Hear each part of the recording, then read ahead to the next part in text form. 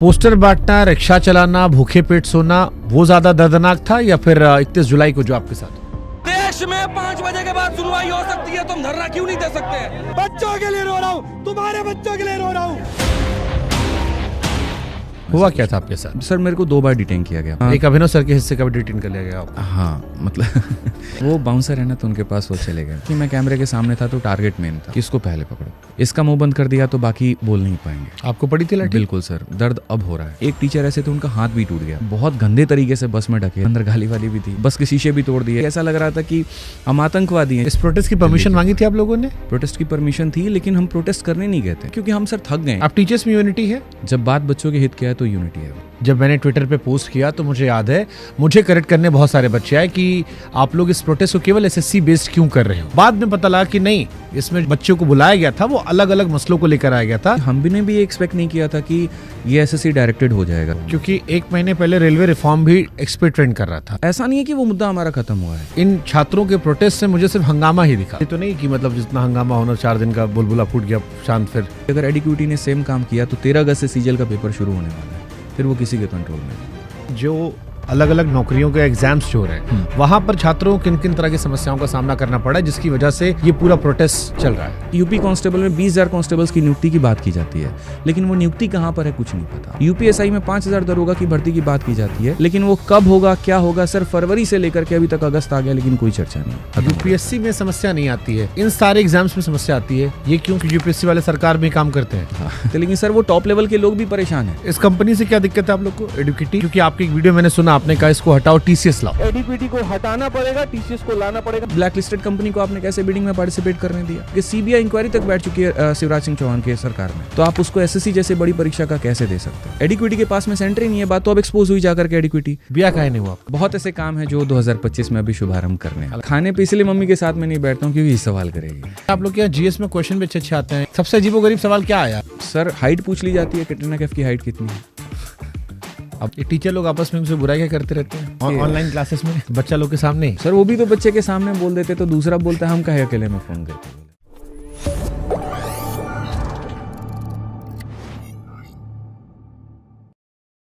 भारत के एक महान सियासी शिक्षक ने एक पॉडकास्ट में हमसे कहा था कि शिक्षा शेरनी का दूध है, जो पिएगा वो दहाड़ेगा।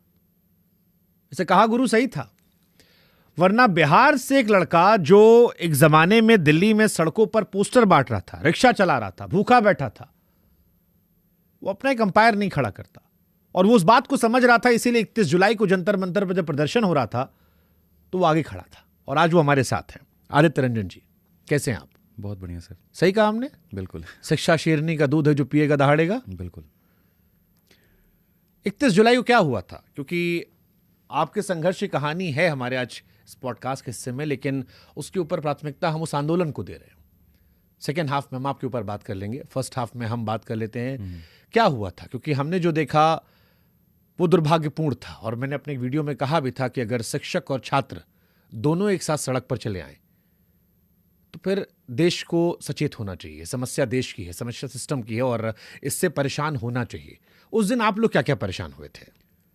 सर हम तो बच्चों के लिए आवाज़ उठाने वहाँ पर गए थे और अपनी डीओपीटी तक बात पहुँचाने गए थे कि मिनिस्टर इस बात को समझ पाएँ कि किस तरीके से बच्चे काफ़ी ज़्यादा परेशान हैं।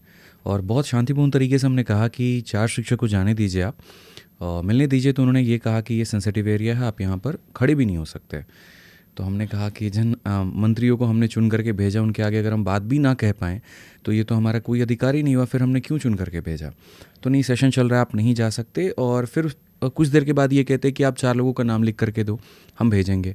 फिर नाम लिख करके जब उसके बाद में देते हैं तो ऊपर से कॉल आ जाता है कि अलाउड नहीं है, सारी चीज़ें नहीं है। और वहीं पर एक ऐसा कमेंट पुलिस पास कर देती है कि जो हमारे एक मर्दांगी को लेकर के कि फिर वो थोड़ा सा सबके ईगो को हर्ट कर जाता है। ईगो की बात नहीं, मतलब सर वर्दी हमने भी पहनी और हमने अपनी वर्दी उतारी इसीलिए कि हम दूसरों को वर्दी पहना पाएँ। तो आप एक शिक्षक के लिए ऐसी जब आप शब्द इस्तेमाल करेंगे तो उसकी गरिमा को बहुत ठेस पहुँचेगा।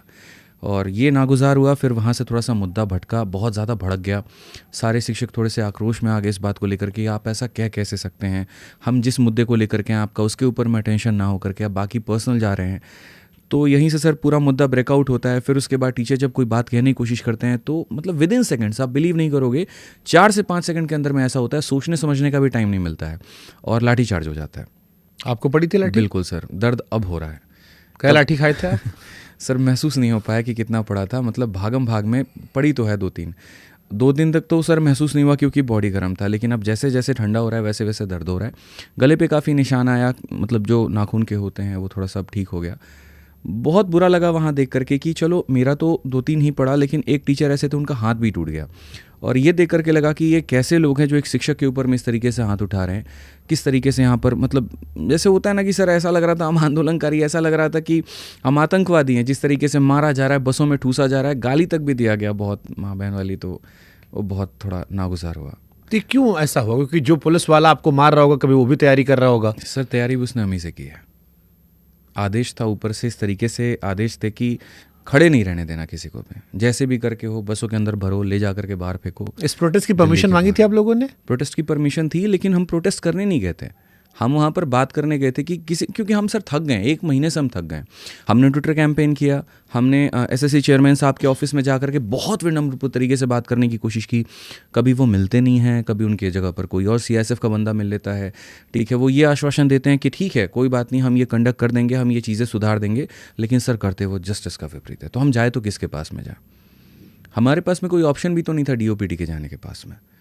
किससे बात करें? कोई मिनिस्टर से बात करे ठीक है हो जाएगा, लेकिन कोई चीज़ें होती नहीं है। और आज शिक्षक वो स्तंभ है जहाँ से आप किसी चीज़ का निर्माण करते हो, देश का निर्माण होता है। अगर सही अधिकारी चुन करके डिपार्टमेंट में नहीं जाएगा तो फिर देश कैसे आगे बढ़ेगा? इन चीज़ों को लेकर के बहुत हमारा कंसर्न था। तो हमने कहा चलो सीधा मिनिस्टर से ही बात करते हैं, उनसे ही यहाँ पर अपने सवालों को रखते हैं और प्रॉब्लम बताते हैं। लेकिन जो हुआ वो कभी एक्सपेक्ट नहीं किया था हम लोगों ने। आप बिहार से आते हैं, उस स्टेट से जहाँ पर नौकरी एक सपना है अपने परिवार का भविष्य बदलने का, बिल्कुल। खासतौर पर सरकारी नौकरी को लेकर जो मोह है, जैसा मैंने शुरू में कहा, आपने पोस्टर बांटे, रिक्शा चलाया, बहुत रिलेटेबल लग रहा था मुझे कि अगर आप उस दर्द को समझ रहे हैं। फिर भी मेरे मन में सवाल आ रहा है कि बीते कई सालों से मैंने शिक्षा प्रणाली को लेकर अच्छी खबरें नहीं सुनी। राजस्थान में पेपर लीक हो गया, यहाँ पेपर लीक हो गया, यहाँ अनियमितताएं पाई गई, यहाँ ये हुआ।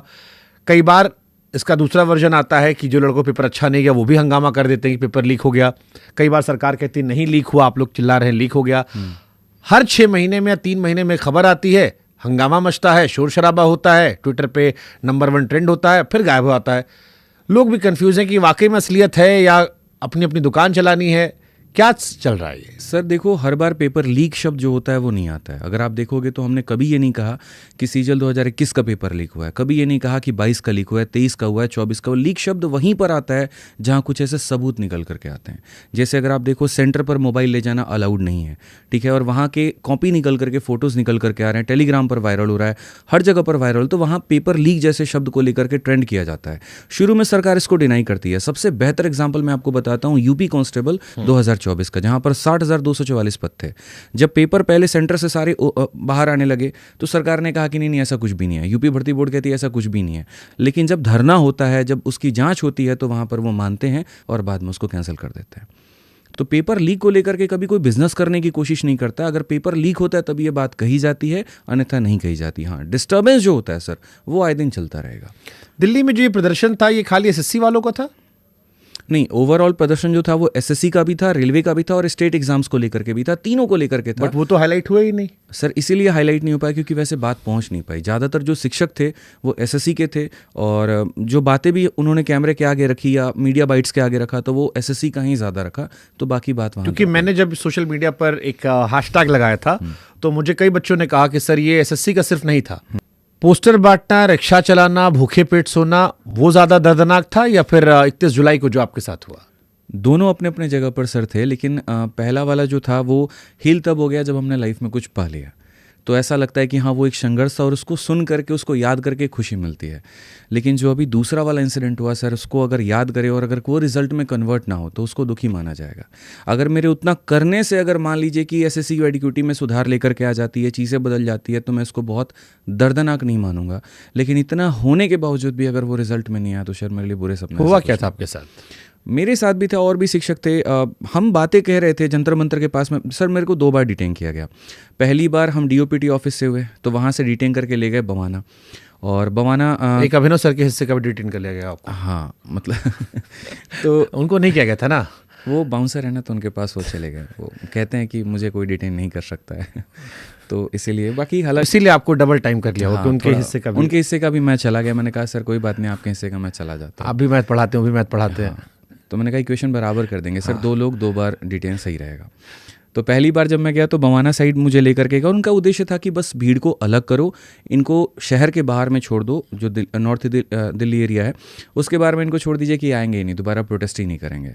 बट वहाँ जाने के बाद में जब उन्होंने छोड़ा, उन्होंने कहा कि आप क्या ऊपर में FIR हो रखा है, सारी चीज़ें हो रखी हैं, और अगर आप दोबारा गए तो धारा हम और चढ़ा देंगे। तो मैंने कहा जब कर ही दियो तो क्या दिक्कत है, फिर तो अब और करेंगे। फिर वहाँ से गाड़ी लिए आकर के तुरंत जंतर मंतर पे आए, और यहाँ आने के बाद में हमने देखा कि जो स्टूडेंट हैं प्रोटेस्ट कर रहे हैं, लेकिन पुलिस एक एक करके डरा करके निकाल रही है। मुझे ऐसा लगा कि अगर वहाँ नहीं गए, डरा के मतलब कैसे? केस हो जाएगा, 5 बज गए, निकलो, परमिशन नहीं है, ये नहीं है, जल्दी से बाहर जाओ नहीं तो लाठी चार्ज कर देंगे।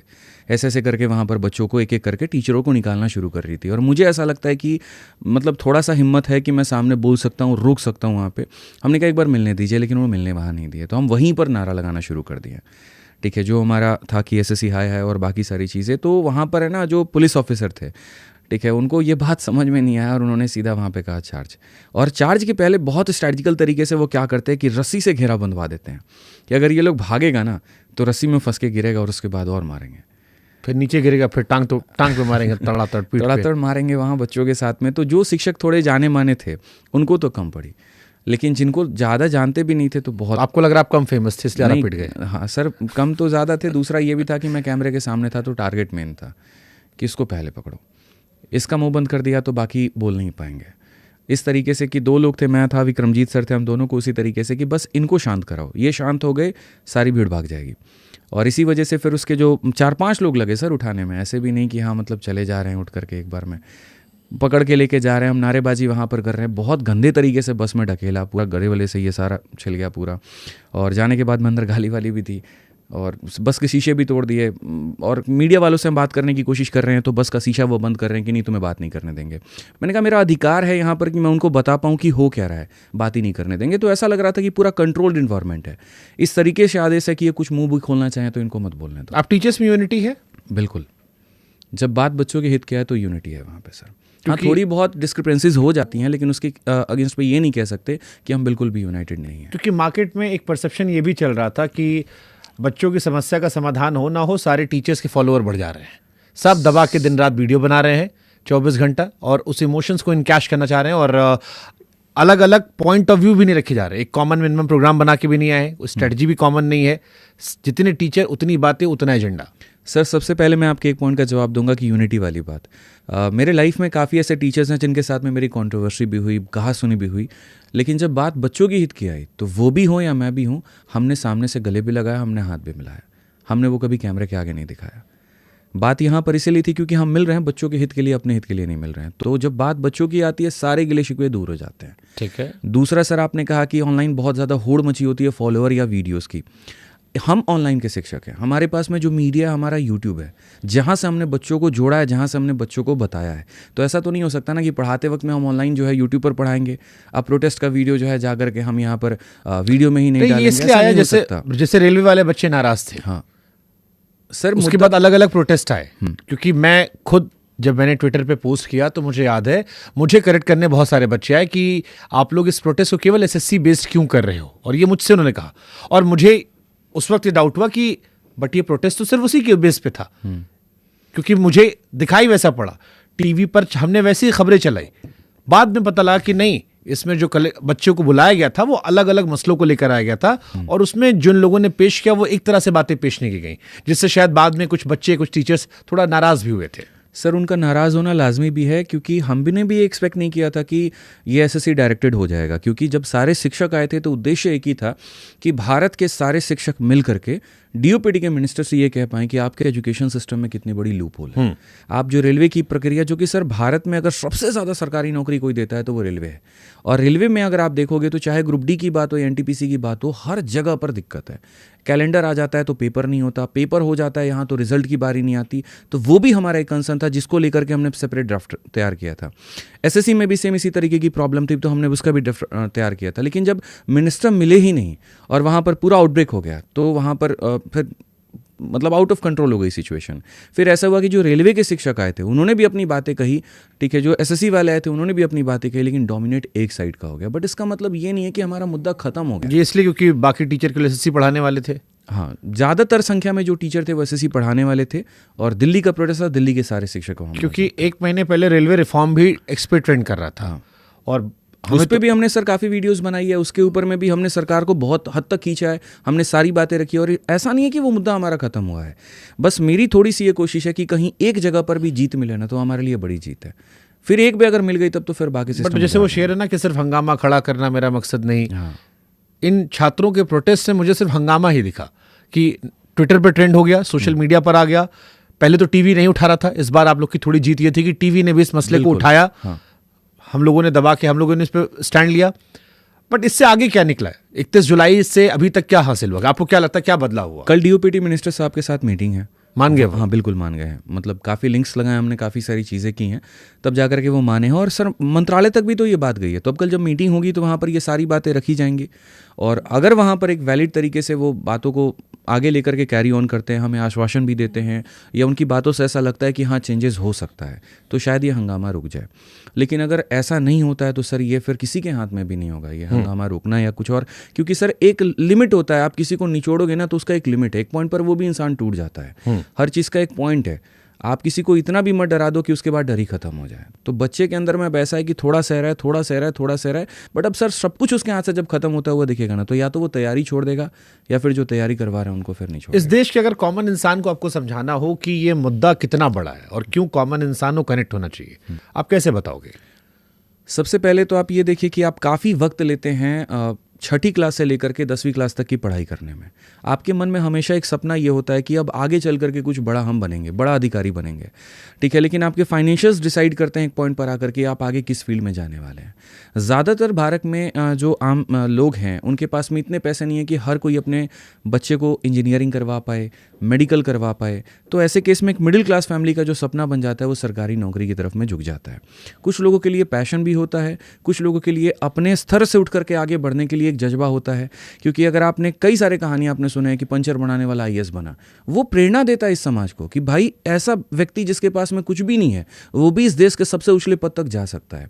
और जब वो प्रेरणा के आधार पर वो तैयारी करने आता है और तैयारी करने में कई साल वो झोंक देता है, अथाह संघर्ष उसका होता है, कई रात ऐसे होते हैं जहाँ वो भूखे पेट सोता है, कई रात ऐसे होते हैं यहाँ पर कि रात भर लाइब्रेरी में निकल जाएगा, उसको अपने सेहत का नहीं पता, परिवार में शादी है, भाई बहन की शादी है, कई सारे फंक्शन है, छठ है, दिवाली है, सब छोड़ना पड़ता है।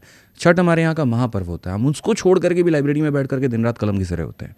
और इतना मेहनत करने के बाद में जब आप जाते हैं और आपके साथ पेपर में नाइंसाफ़ी होती है, सिर्फ 2 मिनट आपका माउस काम नहीं करता, मैं कहता हूँ सर 30 सेकंड अगर आपका माउस काम नहीं किया ना सर आप फेल हो, बाहर हो आप। जनरल कंपटीशन है ये, यहाँ पर फाइट सेकंड का है, यहाँ पर फाइट नॉलेज का नहीं है। अगर हम एसएससी बाकी परीक्षाओं की बात करें, एक एक सेकंड बहुत मायने रखता है। मैं हर वक्त पढ़ाते वक्त भी ये बात कहता हूँ कि भाई मैं तुम्हें किसी क्वेश्चन को 10 सेकंड में भी उड़ाना सिखा दूंगा, क्योंकि मांगता ही सर ये तैयारी वही है। और काबिलियत होने के बाद सिस्टम के फेलियर की वजह से अगर वो बच्चा आगे नहीं बढ़ता है तो सर वहाँ पर 1 या 2 दिन बर्बाद नहीं होते, पूरा पूरा 1 साल बर्बाद होता है। और हर किसी के पास में इतना पेशेंस नहीं है कि वो वापस से तैयारी कर पाए, इसलिए लड़कियों के पास में तो बिल्कुल भी नहीं। सर मेरी स्टूडेंट थी कि यहाँ पे बहुत टैलेंटेड है, लेकिन वो हमेशा एक बात कहती थी कि सर देखो मेरे पास में 6 महीने, नहीं तो मेरे घर वाले शादी करा देंगे। वो बहुत बढ़िया तरीके से तैयारी करके गई, लेकिन सेंटर पर जाने के बाद में सर्वर काम नहीं किया। टैलेंटेड है, सारी चीज़ें हैं, लेकिन घर वाले पेशेंस नहीं रख सकते थे और उसकी शादी हो गई। और शादी होने के बाद में जो उसके लाइफ में हुआ सर वो नेक्स्ट लेवल का था, एक सुसाइडल पॉइंट तक वहाँ पर हुआ पाई। तब मैं बैठ करके एक दिन सोच रहा था कि काश अगर थोड़ा सा जो है उस दिन गलती नहीं हुआ होता तो आज एक बड़ी अफसर होती और परिवार बढ़िया से चला पाती। तो इसका एक इम्पैक्ट बहुत लार्जर लेवल पर हो सकता है अगर आपके तैयारी को, अगर आपके मेहनत को एक सही दिशा ना मिले और सिस्टम के फेलियर की वजह से अगर आप खत्म हो जाए। भारत में क्योंकि आपने कहा कि ये प्रोटेस्ट जो था ये अलग अलग कॉम्पिटेटिव एग्जाम्स को लेकर था, बिल्कुल, किस किस तरह की समस्या छात्रों को आ रही है आज के दौर में? सारे तरह के एग्ज़ाम्स हैं। अगर हम शुरू करें तो सर पहले तो रेलवे हो जाता है, फिर उसके बाद में एसएससी हो जाता है, उसके बाद में स्टेट एग्जाम्स भी हो जाते हैं। बहुत बुरी हालत है। आप ऐसे मान करके चलिए कि रेलवे में आज आप जाते हैं, आपको दिखता है कि काफ़ी सारे काम रेलवे स्टेशन पर भी हो सकते हैं, ट्रेन के अंदर भी हो सकते हैं, डिपार्टमेंट में भी हो सकते हैं। इतने सारे एक्सीडेंट हो रहे हैं सर, कभी पीछे लोगों ने जानने की कोशिश की है कि क्यों हो रहा है? लोग नहीं है उतने। हम हर चीज़ धीरे धीरे प्राइवेटाइज करते जा रहे हैं। सफाई वाला चाहिए तो हमने जो है सुलभ इंटरनेशनल को टेंडर दे दिया, बाकी चाहिए तो हम थोड़ा थोड़ा करके प्राइवेटाइजेशन कर रहे हैं। आप प्राइवेटाइजेशन करो, कोई दिक्कत की बात नहीं है, लेकिन लोगों के साथ आप कॉम्प्रोमाइज़ क्यों कर रहे हो? आपने हाल फिलहाल एक घटना सुनी जहां पर 2 ट्रेन के बीच में एक व्यक्ति दब करके मर गया। क्यों? लैक ऑफ ट्रेनिंग थी, वहां लोग नहीं थे। तो ये मुझे लगता है कि जब आपके पास में लोगों की कमी है, आप डिपार्टमेंट इस बात को जानती है, उसके बाद भी भर्ती निकालती है। अब आपको मजे की बात बताऊं, रेलवे ग्रुप डी में पहले मान लीजिए 20,000 की भर्ती आती है, और उसके बाद में क्या होता है कि जब बच्चे इसके लिए प्रोटेस्ट करते हैं तो तुरंत उसको बढ़ा के 50,000 कर दिया जाता है। सर, या तो भर्ती 50,000 होनी ही नहीं थी, लेकिन अगर मान लीजिए कि प्रोटेस्ट के बाद में वो 50,000 कर रहे हैं, इसका मतलब उतने लोगों की जगह खाली थी, तब तो वहां पर उन्होंने 50,000 किया। वो तो लाखों नौकरियां खाली हाँ, वहाँ पे। तो सर वो कॉम्प्रोमाइज क्यों कर रहे हैं? अगर मैं आपको डेटा बताऊं तो 2014 से लेकर के 2022 तक में लगभग 10 करोड़ फॉर्म भरे गए और नौकरी सिर्फ 7 लाख मिली है। और 10 करोड़ से भी ज्यादा मैं आपको बता रहा हूं, इतने सारे। और सरकार क्या करती है कि नाम दे देती है कि हमने रोजगार दिया। अब 2 दिन में आपने किसी को काम दिया ना, कोई छोटा सा, मान लीजिए मनरेगा के अंदर भी अगर किसी को काम मिला है तो वो भी एक तरीके से नौकरी मानी जा रही है, जबकि ये गलत है। हम बिहार में ही बात कर ले कि सरकार ने पिछले मैनिफेस्टो में 50 लाख नौकरियों की बात की थी, लेकिन उतनी भर्तियां निकली कहाँ? किसी छोटे काम को जोड़ करके आप नौकरी नहीं कह सकते। तो रेलवे पूरी चरमराई है। जितने लोगों की आवश्यकता है उतनी भर्तियां नहीं निकल रही हैं, और उतनी भर्तियां नहीं हो पा रही हैं, जिसके कारण हम धीरे धीरे और डाउन। नहीं, मेरा सवाल जो था वो ये था कि जो अलग अलग नौकरियों के एग्जाम्स जो हो रहे हैं, वहां पर छात्रों को किन किन तरह की समस्याओं का सामना करना पड़ा है, जिसकी वजह से ये पूरा प्रोटेस्ट चल रहा है? सर, एक एक करके उसमें हम लोग अलग अलग एग्जाम्स की बात करते हैं, क्योंकि हर एग्जाम की कहानी अलग है। ठीक है। सबसे पहले अगर हम रेलवे की बात करें तो रेलवे में पहले तो 3 साल तक कोई पेपर ही नहीं हुआ। ठीक है, मतलब आया ही नहीं। फिर बहुत ज़्यादा हंगामा हुआ, काफ़ी सारी चीज़ें हुई, जो आप कहते हैं ना कि अक्सर बच्चे हंगामा करते हैं, वो हंगामे के कारण ही फिर उसके बाद में रेलवे मंत्री आते हैं और वो ये कहते हैं कि अब हम हर साल रेलवे का कैलेंडर निकालेंगे। मज़े की बात ये होती है कि हम सब आश्वासित हो जाते हैं कि चलो पेपर टाइमली होगा, और कैलेंडर आ जाता है, और कैलेंडर में एग्जाम्स के नाम भी दे दिए जाते हैं और मंथ दे दिया जाता है। बच्चे इस बात पर खुश हो जाते हैं कि चलो पेपर होगा, लेकिन सर एक पेपर 3 भाग में होता है। रेलवे है तो रेलवे CBT 1 NTPC का CBT 1 भी होगा और CBT 2 भी होगा, प्री और मेंस एक तरीके से आप कह लीजिए।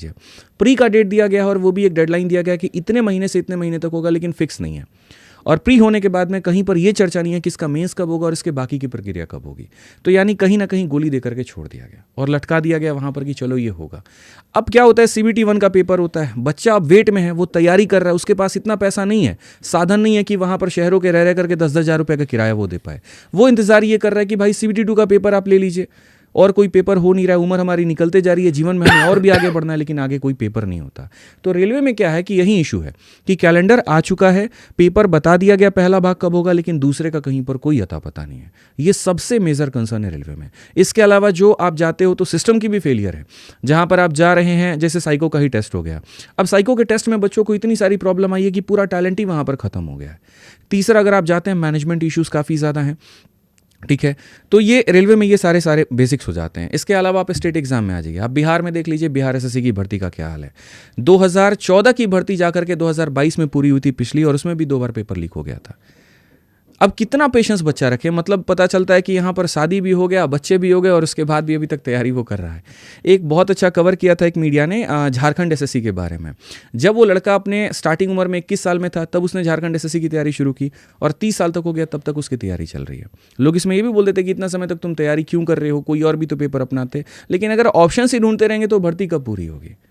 लोग, डिपार्टमेंट को भी तो चाहिए ना लोग यहाँ पर काम करने वाले, लेकिन वो हो नहीं रहा है। तो स्टेट बिहार में आप देखो SSC की बहुत बुरी हालत है। यूपी में आ जाइए, अभी हाल फिलहाल क्या होता है कि यूपी कांस्टेबल में 20,000 कांस्टेबल्स की नियुक्ति की बात की जाती है, लेकिन वो नियुक्ति कहाँ पर है कुछ नहीं पता, अभी तक कोई डेट नहीं आया।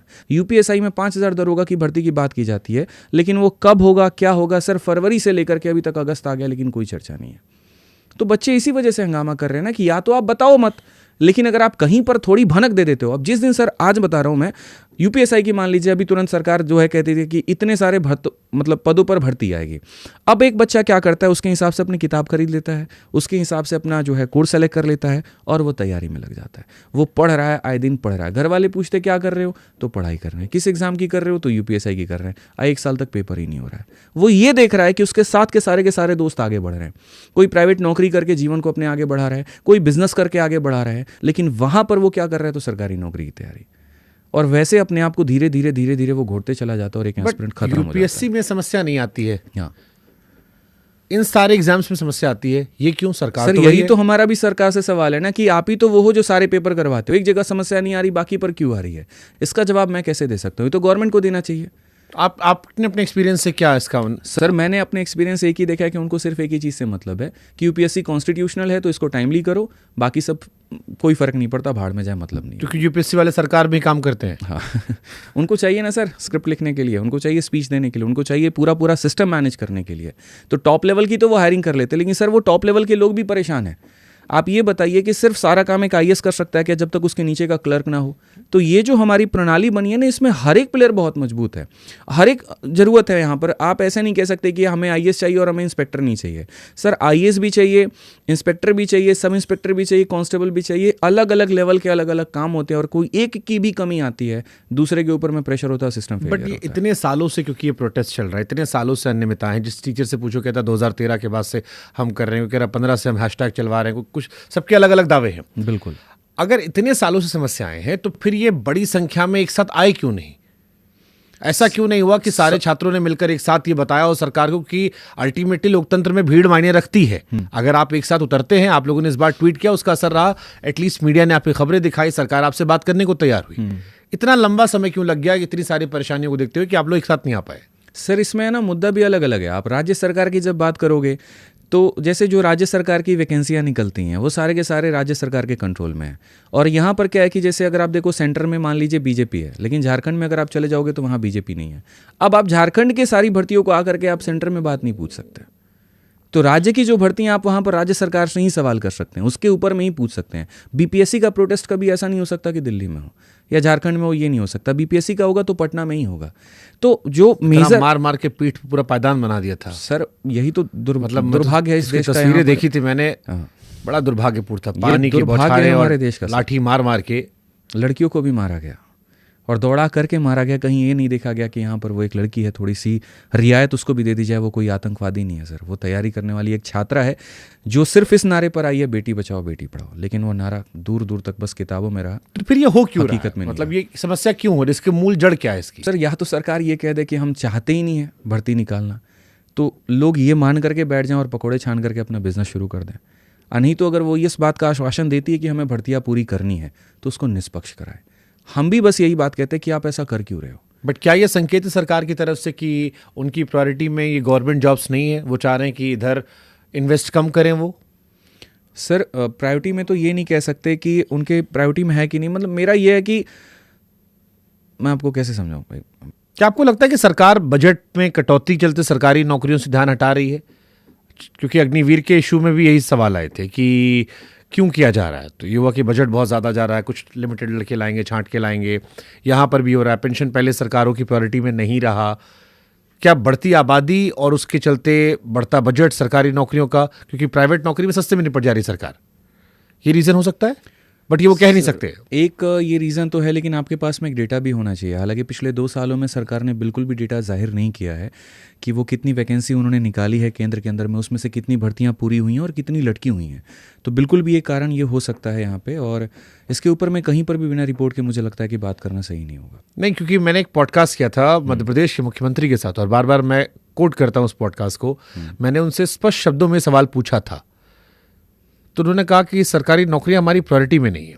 हम चाहते हैं कि हम आपकी स्किल बढ़ा दें। और मैं सरकार के जितने स्टेटमेंट सुनता हूँ, क्योंकि as a journalist between the line पढ़ना भी ज़रूरी होता है, तो उसमें लगता है कि बार बार स्किल इंडिया या स्टार्टअप की बातें वो करते हैं, सरकारी नौकरियों पर वो जोर कम देते हैं। उनके संवादों में या उनके भाषणों में भी वो शब्द कम सुनाई पड़ता है, जबकि हिंदुस्तान में माइंडसेट सरकारी नौकरी का। और मोहन यादव से बातचीत में उस पॉडकास्ट में स्पष्ट शब्दों में कहा कि हमारे यहाँ हम सबको सरकारी नौकरी नहीं दे सकते, आपको भी अपनी प्रायोरिटीज चेंज करनी पड़ेगी। सर एक बात बताओ, मज़े की बात यहाँ पर यह है कि जहाँ एक तरफ सरकार स्किल इंडिया और बाकी सारे प्रोजेक्ट लेकर के आती है, जहाँ पर बढ़िया तरीके से कोचिंग उनके अनुसार दिया जाता है, फ्री में दिया जाता है, लेकिन बच्चा वहाँ पर नहीं जा रहा है। और दूसरी तरफ जहाँ पर पैसे दे करके उसको पढ़ना पड़ रहा है, वो वहाँ जा रहा है। इसका मतलब साफ अक्षरों में ये दिखता है कि जो वो तैयारी करवा रहे हैं वो परिपूर्ण नहीं है। अगर उनका स्किल इंडिया प्रोजेक्ट अगर अपने आप में बहुत हिट है, अगर वो बहुत बढ़िया तरीके से लोगों को सिखा करके जीवन में आगे बढ़ रहे हैं, तो बच्चा धीरे धीरे ऑटोमेटिक यहाँ से छोड़ करके वहाँ आगे बढ़ेगा। लेकिन सर प्रॉब्लम क्या हो रही है, गवर्नमेंट तो ये सोच रही है कि हम लोगों को स्किल दे देंगे, उनको अपने सशक्त बना देंगे, आत्मनिर्भर कर देंगे और धीरे धीरे इसको कम कर देंगे। तो सर यहीं पर प्रॉब्लम आ जा रही है, वो सोच में प्रॉब्लम आ जा रही है। या तो पहले को इतना बेहतर कर दो कि दूसरे की आवश्यकता ना पड़े। आपने पहले का जुमला दे दिया और कुछ किया भी नहीं, तो जाहिर सी बात है ना, लोगों का रुझान इसकी तरफ में जाएगा। और यहीं पर सारा का सारा गड़बड़ी निकल के आ रहा है। इस कंपनी से क्या दिक्कत है आप लोग को, एडुकेटी? सर हमें कोई दिक्कत नहीं है। नहीं, क्योंकि आपकी एक वीडियो मैंने सुना, आपने कहा इसको हटाओ, टीसीएस लाओ। सर शुरू में क्या लग रहा था कि जो पेपर हुआ हमारा, और हमारे इमोशंस भी जुड़े हुए थे, 2018 के बाद से सारे के सारे पेपर जो एसएससी के करवाए हैं वो टीसीएस ने कंडक्ट करवाए हैं। उसके बाद में उसका टर्म जो होता है 2024 में ख़त्म हो जाता है। उसके बाद भी वो उसको खींचते हैं, 25 तक लेकर के जाते हैं, क्योंकि एसएससी को वेंडर नहीं मिलता है। 25 में बिडिंग होती है, और उसमें बिडिंग में जो टीसीएस का कॉस्ट है वो 350 के अप्रॉक्स में जाता है। एडिक्विटी का कॉस्ट जो है वो 200-250 के बीच में वहाँ पर जा रहा होता है। उसके बाद में एडिक्विटी टेंडर जीत लेती है, पेपर कराने का सारा जिम्मा उसके पास में आ जाता है। पेपर जब उसके बाद शुरू होता है ना, सिलेक्शन फेज 13 का, तब उसका असली रूप देखने को मिलता है। ऐसी जगह पर वो सेंटर डालते हैं। मैं आपको पूरा सिनेरियो समझाता हूँ। मान लीजिए कि 100 बच्चे हैं। 100 बच्चे के केस में क्या होता है कि 30 बच्चों का सेंटर इन्होंने ऐसी जगह पर दे दिया जहां बच्चा पहुंच ही नहीं सकता है, जिसमें से कुछ बच्चों का सेंटर अंडमान निकोबार था। 100 रुपये फॉर्म की फीस है, और अंडमान निकोबार जाने के लिए उसको जो है 20-30 हज़ार रुपये खर्चा करना पड़ेगा। अगर इतना पैसा होता तो वो सरकारी नौकरी की तैयारी क्यों करता? इस फॉर्म में लड़कियों का फीस कोई होता ही नहीं है, फॉर्म भरने का कोई पैसा नहीं लगता है, लेकिन पेपर देने के लिए पता चल रहा है कि यहाँ पर जो कुछ गिरवी रख करके पेपर देना जाना पड़ेगा। इससे उनका फायदा क्या हो रहा है? इससे सर उनके पास एंट्री ही नहीं है ना, एडिक्विटी के पास में सेंटर ही नहीं है। बात तो अब एक्सपोज हुई जाकर के एडिक्विटी कि उसके पास में इतने पर्याप्त सेंटर ही नहीं है कि लोगों को उनके अलॉटेड 3 जो सर हम फॉर्म भरते हैं तो 3 प्रेफरेंस मांगे जाते हैं, फर्स्ट सेकंड थर्ड, तीनों प्रेफरेंस में से कोई भी नहीं मिलता है, और बच्चे को 400-500 किलोमीटर दूर जाकर सेंटर दिया जाता है। कारण ये क्योंकि एडिक्विटी के पास में सेंटर नहीं है। तो पहला वहाँ पर एडिक्विटी वहाँ एक्सपोज होती है। दूसरा उसके बाद में एक्सपोज होती है सिक्योरिटी फेलियर में। मान लीजिए कि कोई बच्चा सेंटर पर पहुंच रहा है, और पहुंचने के बाद में क्या होता है कि आपकी मोबाइल की चेकिंग होनी चाहिए। मतलब जस्ट पेपर के होने के 2 दिन पहले 35 पॉइंट्स का एक नोटिस जारी करती है एसएससी, और जिसमें साफ लिखा होता है कि आप मेटल की चीज़ें पहन के नहीं जा सकते, नोस्पिन पहन के नहीं जा सकते, आप मोबाइल कैरी नहीं कर सकते, आप डिबार हो जाओगे। और ऐसा करके बच्चों को पूरी तरीके से वो धमका देती है। लेकिन जब सेंटर पर जाते हैं सिक्योरिटी गार्ड ही नहीं चेक करने के लिए। जो 3-4 लेयर ऑफ सिक्योरिटीज होते हैं उसमें सिर्फ एक गार्ड है, और ऐसे सेंटर्स पे तो गार्ड देखे सर एक हाथ में सिगरेट फूक रहे हैं और एक हाथ में एडमिट कार्ड देख करके जा रहे हैं। मतलब 16, 17 साल के लड़कों को सिक्योरिटी गार्ड बना रखा है, जिनको ये तक नहीं पता कि चेक कैसे करते हैं। सोचिए सेंटर के अंदर जब बच्चा पेपर दे रहा है तो उसकी वीडियो बाहर कैसे आ जा रही है? यानी मोबाइल अलाउड है, मोबाइल बच्चा लेकर के जा रहा है, देख रहा है, वीडियो बना रहा है, सारी चीज़ें हो रही हैं। तो एकदम चरमराई व्यवस्था थी सिक्योरिटी की। तीसरा जो एग्जाम सेंटर्स के लोकेशन भी थे, आप ऐसी जगह पर उन्होंने लोकेशन दिया, खेतों के बीच में दे रखा है कि वो बहुत आराम से वो सेंटर कॉम्प्रोमाइज़ हो सकता है, बहुत तरीके से कॉम्प्रोमाइज़ हो सकता है। नीचे यहाँ पर आटा चक्की चल रहा है और ऊपर में सेंटर, और सेंटर पता है सर कैसे मिला है? किसी के पास में 20 सिस्टम है, साइबर कैफे वो चला रहा था, उसने क्या किया कि एडिक्विटर के साथ में टाई अप कर लिया, एडिक्विटी ने 10 लाख में 12 लाख में उसको सेंटर दे दिए, और अब यहाँ पर एसएससी जैसे बढ़िया पेपर उसके पास में हो रहा है। टेक्निकल इश्यूज हैं, वाईफाई उनके इतने स्ट्रांग नहीं है, सर्वर इश्यूज है वहाँ पे। ये सारा का सारा जो इशू निकल करके आना सिलेक्शन फेज 13 में, इसने एडिक्विटी को एक्सपोज किया, और तभी हमने कहा कि एडिक्विटी नहीं चाहिए। इसके अलावा पवन गंगा जैसा एक सेंटर होता है, सुबह में बच्चा वहाँ पेपर देने जाता है, और पेपर देने के बाद में पता चलता है कि 1.5 घंटे तक तो पेपर ही नहीं हो रहा। फिर एंट्री जब उनकी कराई जाती है और जा करके वो पेपर देने की कोशिश करते हैं, बीच में सर्वर ठप हो जाता है। 4 घंटे के बाद में बच्चे वहाँ से निकल रहे हैं, और एट द एंड में पवन गंगा के बाहर ये नोटिस लग जाता है कि हम आज नहीं, कल नहीं, अगले 3 दिन तक पेपर कंडक्ट नहीं कराएंगे। ऐसे हालत में बच्चा पैनिक नहीं होगा तो और क्या होगा? उसको तो ये समझ ही नहीं आएगा कि उसका पेपर दोबारा कब होगा भी कि नहीं होगा, और ऐसे पूरा ये सिचुएशन को आउटब्रेक कर देता है। टीसीएस के समय में ये चीज़ नहीं थी, इसी वजह से शुरू में जो है लोगों ने ये कहा कि टीसीएस लाओ, लेकिन बाद में हमने एसएससी से भी कहा कि हमें कोई टीसीएस लाने की डिमांड नहीं है, क्योंकि एसएससी ने नोटिस में ये जारी कर दिया और न्यूज़ में ये बयान दे दिया कि जो है ये लोग सारे के सारे टीसीएस के द्वारा फंडेड हैं। हाँ, मतलब टीसीएस इनको फंड कर रही है कि तुम प्रोटेस्ट करो एडिक्विटी के अगेंस्ट यहाँ पे। तो हमने सीधा कहा भाई हमको टीसीएस भी नहीं चाहिए, हमें बस तुम एक कोई भी साफ सुथरा वेंडर ला करके दे दो जो पेपर कंडक्ट कराए। हमारा सगा ना एडिक्विटी है, ना हमारा सगा टीसीएस है, हमारे सगे बच्चे हैं, उनके साथ में गलत ना, उनका पेपर सही तरीके से। Isn't it unfortunate? क्योंकि बीटेक जो लोग करते हैं, आईटी के, IEEE के एग्जाम होते हैं, यूपीटीवी के एग्जाम होते हैं हमारे यहाँ पे, हमें कभी सोचा भी नहीं कि कौन एग्जाम करवा रहा है। फर्क नहीं पड़ता सर, हमारा मकसद था सेंटर कहाँ मिला, वहाँ गए, पेपर दिया, लौट आए। सर हमें तो ये बस भी हम गाली इतनी देते थे कि यार इस सेंटर में हमारे यहाँ पानी अच्छा मिल रहा था, वॉशरूम साफ सुथरा था, वहाँ थोड़ा सा कूलर पंखा की इशू था, कहीं किसी को अच्छा मिल गया। सर सेंटर पे तो ये सारे इश्यूज थे, बट सरकारी नौकरी जो तैयारी करता है ना सर बच्चा, जनरली 90% वो अपने लाइफ में इतना कॉम्प्रोमाइज़ करके चल रहा है कि उसके पास में, मतलब हम जब अपनी तैयारी करते थे सर 1500 रुपये की फोल्डिंग आती थी, अब मुझे उसको खरीदने में भी बड़ा मोह लगता था। 300 रुपये का गद्दा लेके आएंगे, बिछा के सो जाएंगे, बोले काम सस्ते में निपट गया। तो वैसे हैं कि हाँ भैया एसी तो जीवन में हमने कभी ये तैयारी में देखा ही नहीं कि एसी होता क्या, पंखे लगा दिए, 2-4 रूममेट लोग हैं मिल करके रूम शेयर कर लिए, रेंट बांट लिए, तो इस तरीके से हमारे हालात बढ़े हैं। मतलब पनीर भी हमारे यहाँ हफ्ते में एक ही बार बनाएंगे हम लोग, इतना कॉम्प्रोमाइज़ करके अपना लाइफ जीते थे। तो वो सेंटर पे जाता है तो वो ये नहीं दिखता पंखा बहुत बढ़िया चाहिए, बट उसका इतना तो डिमांड रहता है कि जब टाइपिंग करवा रहे हो कीबोर्ड से तो इतना सस्ता कीबोर्ड भी मत दे दो कि वो मेरे टाइपिंग के स्किल को खत्म कर दे। मेरे टैलेंट वहाँ पर तुम्हारे इंफ्रास्ट्रक्चर से अगर खराब हो रहा है तो मेरा जीवन वहाँ व्यर्थ है। वो निकलने के बाद उसके दिमाग में यही चलता है, क्योंकि साल भर की मेहनत है, साल भर की मेहनत है, कड़ी तपस्या है, जीवन के कई सारे त्याग है, और वो जाकर के खराब हो जाता है सर्वर पे। तो उसकी ये डिमांड है कि अपन अपना इंफ्रास्ट्रक्चर अच्छा रखिए जिससे जो सही हकदार है उसको वो नौकरी मिले। तो ये रिसेंटली परेशानियां शुरू हुई, पहले से चल रही थी? पहले से चल रही थी, काफ़ी मतलब टीसीएस के समय ही परेशानी थी। जैसे कीबोर्ड के इश्यूज थे, वहाँ बच्चे टाइपिंग देने जा रहे हैं कीबोर्ड में। अब सर कीबोर्ड मैं अपना जब पेपर देने गया था उल्टा करके उसको झाड़ रहे तो अंदर से कीड़े निकल रहे हैं। अब ये समझना चाहिए था। तो हम ये सारी बातें हमने उस समय चेयरमैन साहब के आगे रखी थी। उन्होंने कहा भी था कि आगे इश्यूज नहीं आएंगे, लेकिन मतलब और ब्लंडर हो गया जो हमने लाइफ में एक्सपेक्ट नहीं किया था। एक साधारण बच्चे को एसएससी सीजीएल क्रैक करने में कितना टाइम लगता है? औसतन कम से कम 1 साल। ये मैं आपको मिनिमम बता रहा हूँ, वो भी तब जब वो बच्चा काफ़ी टैलेंटेड है, बीटेक कर चुका है, या मतलब अच्छा उसका बैकग्राउंड, ग्रेजुएशन का काफ़ी अच्छा बैकग्राउंड है, काफ़ी मेहनती भी है, और साथ में साथ उसका लक भी उसके साथ में। और नहीं तो सर ज़्यादा तो ज़्यादा हम कह ही नहीं सकते। उतना ही है। किस किस तरह की परेशानियां होती हैं? सर तैयारी में काफ़ी सारी चीज़ें मायने रखती हैं। पहला कि आपका जो भर्ती प्रक्रिया है वो कितने समय में होता है। जब मैंने पेपर दिया था तो उस समय सर मेरा पेपर हो गया, सारी चीज़ हो गई, और आप बिलीव करोगे मेरे हाथ में ज्वाइनिंग लेटर 8 महीने के बाद आई थी। उसी 8 महीने के दौरान हमने पढ़ाना शुरू कर दिया, यूट्यूब चैनल खोल करके, लोगों को पसंद आने लगा, और पता चला कि जब तक हम अच्छे टीचर बन गए तब जाकर के मेरी ज्वाइनिंग लेटर आ रही है। आपने पहली बार शायद आप क्वालिफाई नहीं कर पाए थे? हाँ, पहली बार मैं 1.4 मार्क्स से रह गया था। उसमें भी सर बड़ा गेम था। शुरू में हमें लग रहा था कि हम क्वालिफाइड है, हमें हमारा पोस्ट मिल जाएगा, लेकिन जिस रात रिजल्ट आने वाली होती है उस रात 50 वैकेंसीज कम कर दी जाती है, और उसी 50 के दायरे में हम वहाँ छट जाते हैं। तो ये हो जाता है। हालांकि उसको मुझे बिल्कुल भी दुख नहीं है सर। ऑनेस्टली बताऊँ, अगर मुझे मिल भी जाता पोस्ट तो मैं टैक्स असिस्टेंट ही बन पाता, और वो मेरा कभी भी सपना नहीं था।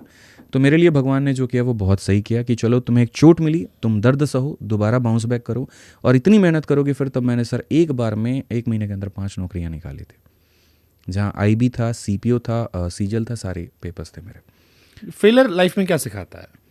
फेलियर लाइफ में अपने कमियों के ऊपर में काम करना सिखाता है कि अभी आपको और मजबूत होना बाकी है। अभी आप जितना समझ रहे हैं कि आप इतने तक बहुत बेस्ट आ चुके हैं, आपको हकीकत आपका दिखाता है। फेलियर आपका वो आईना है जो साफ सुथरा ये बता देता है कि तुम कैसे दिखते हो, शरीर से नहीं अंदर से कैसे हो।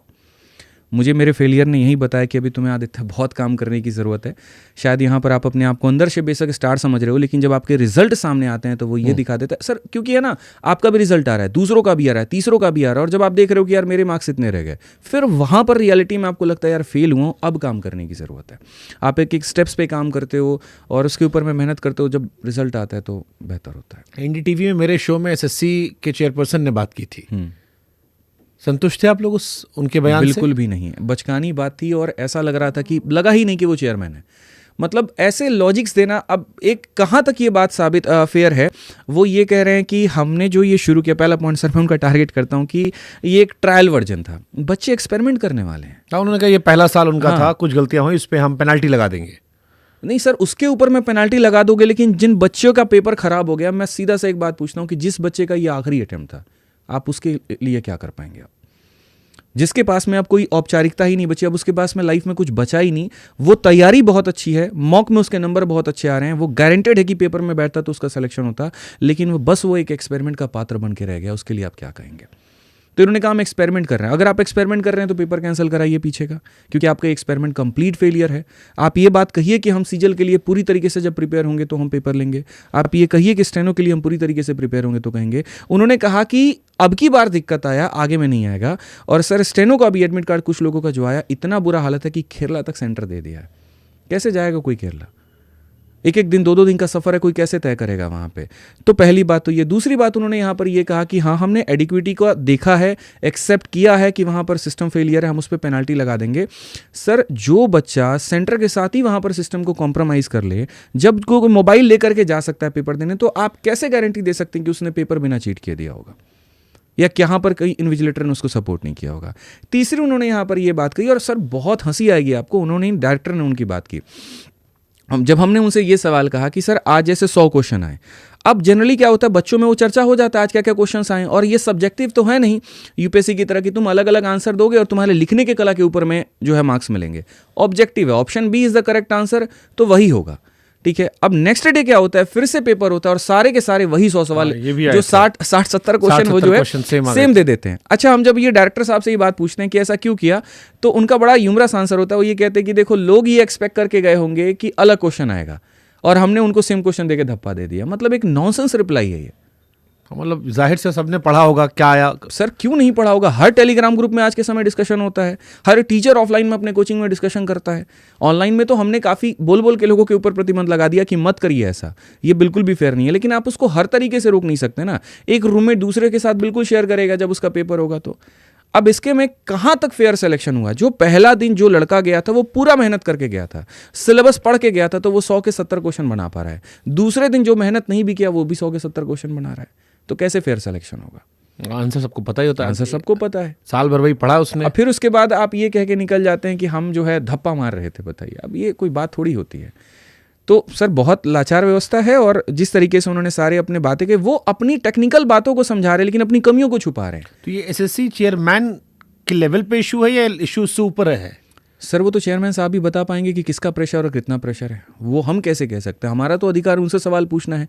वो ये थोड़ी बोल देंगे कि हमको ऊपर से प्रेशर आ रहा है। बट अब जाहिर सी बात है मोदी जी कीबोर्ड तो चेक करने गए नहीं होंगे, हाँ, वो तो कंपनी के पास गया होगा। तो इसका जड़ आपको कहाँ नजर आ रही है? आप चेयरमैन साहब से जब पूछो कि ऐसा क्यों है तो कहते जी हमने फेयर बिडिंग की है, आप जाकर के पोर्टल पे देख लो, सारी चीज़ें सही हुई है। आपने बिडिंग फेयर की, आप हमको ये बता रहे पोर्टल से देख लो। क्या आपने सेंटर्स फेयर था वो आपने चेक किया जा करके?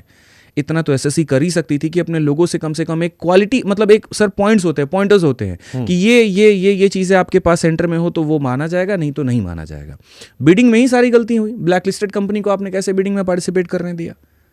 आप ये तो चेक कर लेते वहाँ पे कि जिसके ऊपर में कई बार सवाल उठ चुके हैं, चाहे वो एमपी का पटवारी का पेपर हो या महाराष्ट्र का एमबीए का पेपर हो वहाँ पर, ठीक है, या फिर एमपी के टीचर का पेपर हो, जिसके ऊपर में कई बार सवाल उठ चुके, सीबीआई इंक्वायरी तक बैठ चुकी है शिवराज सिंह चौहान के सरकार में, तो आप उसको एसएससी जैसे बड़ी परीक्षा का कैसे दे सकते हो?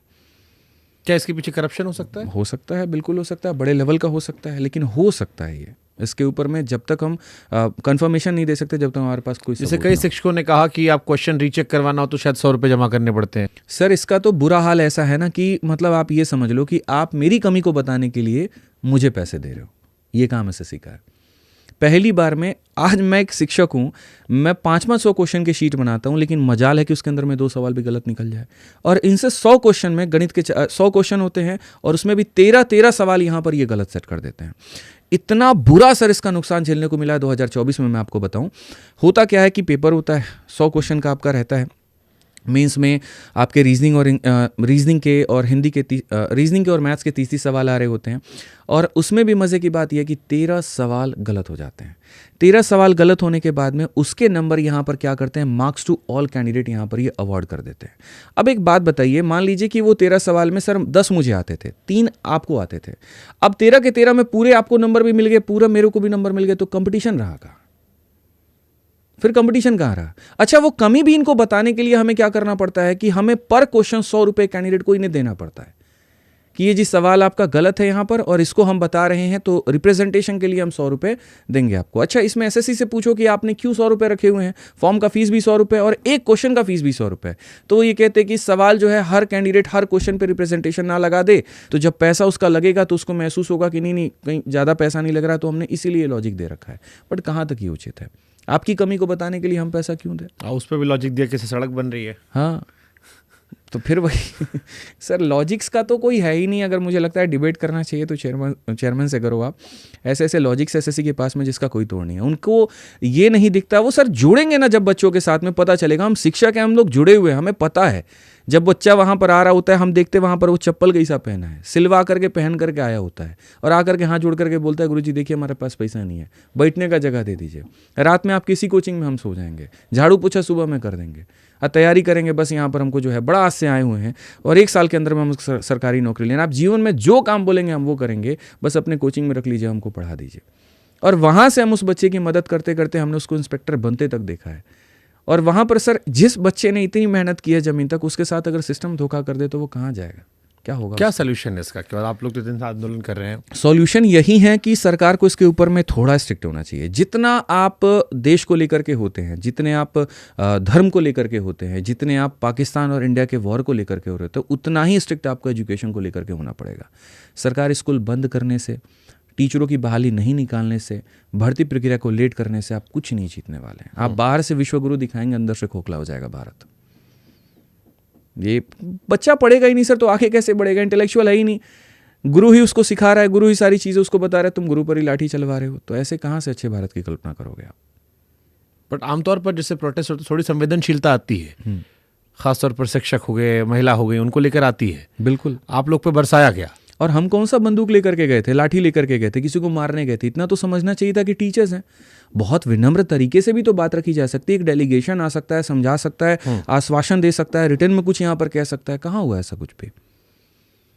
शिक्षक तो इसीलिए आए थे ना कि वो अपने मिनिस्टर से वो बात कर पाए, जिसके लिए उनको चुन करके भेजा गया। उनको क्या पता था कि आकर के हमको लाठी से बिठवा देंगे।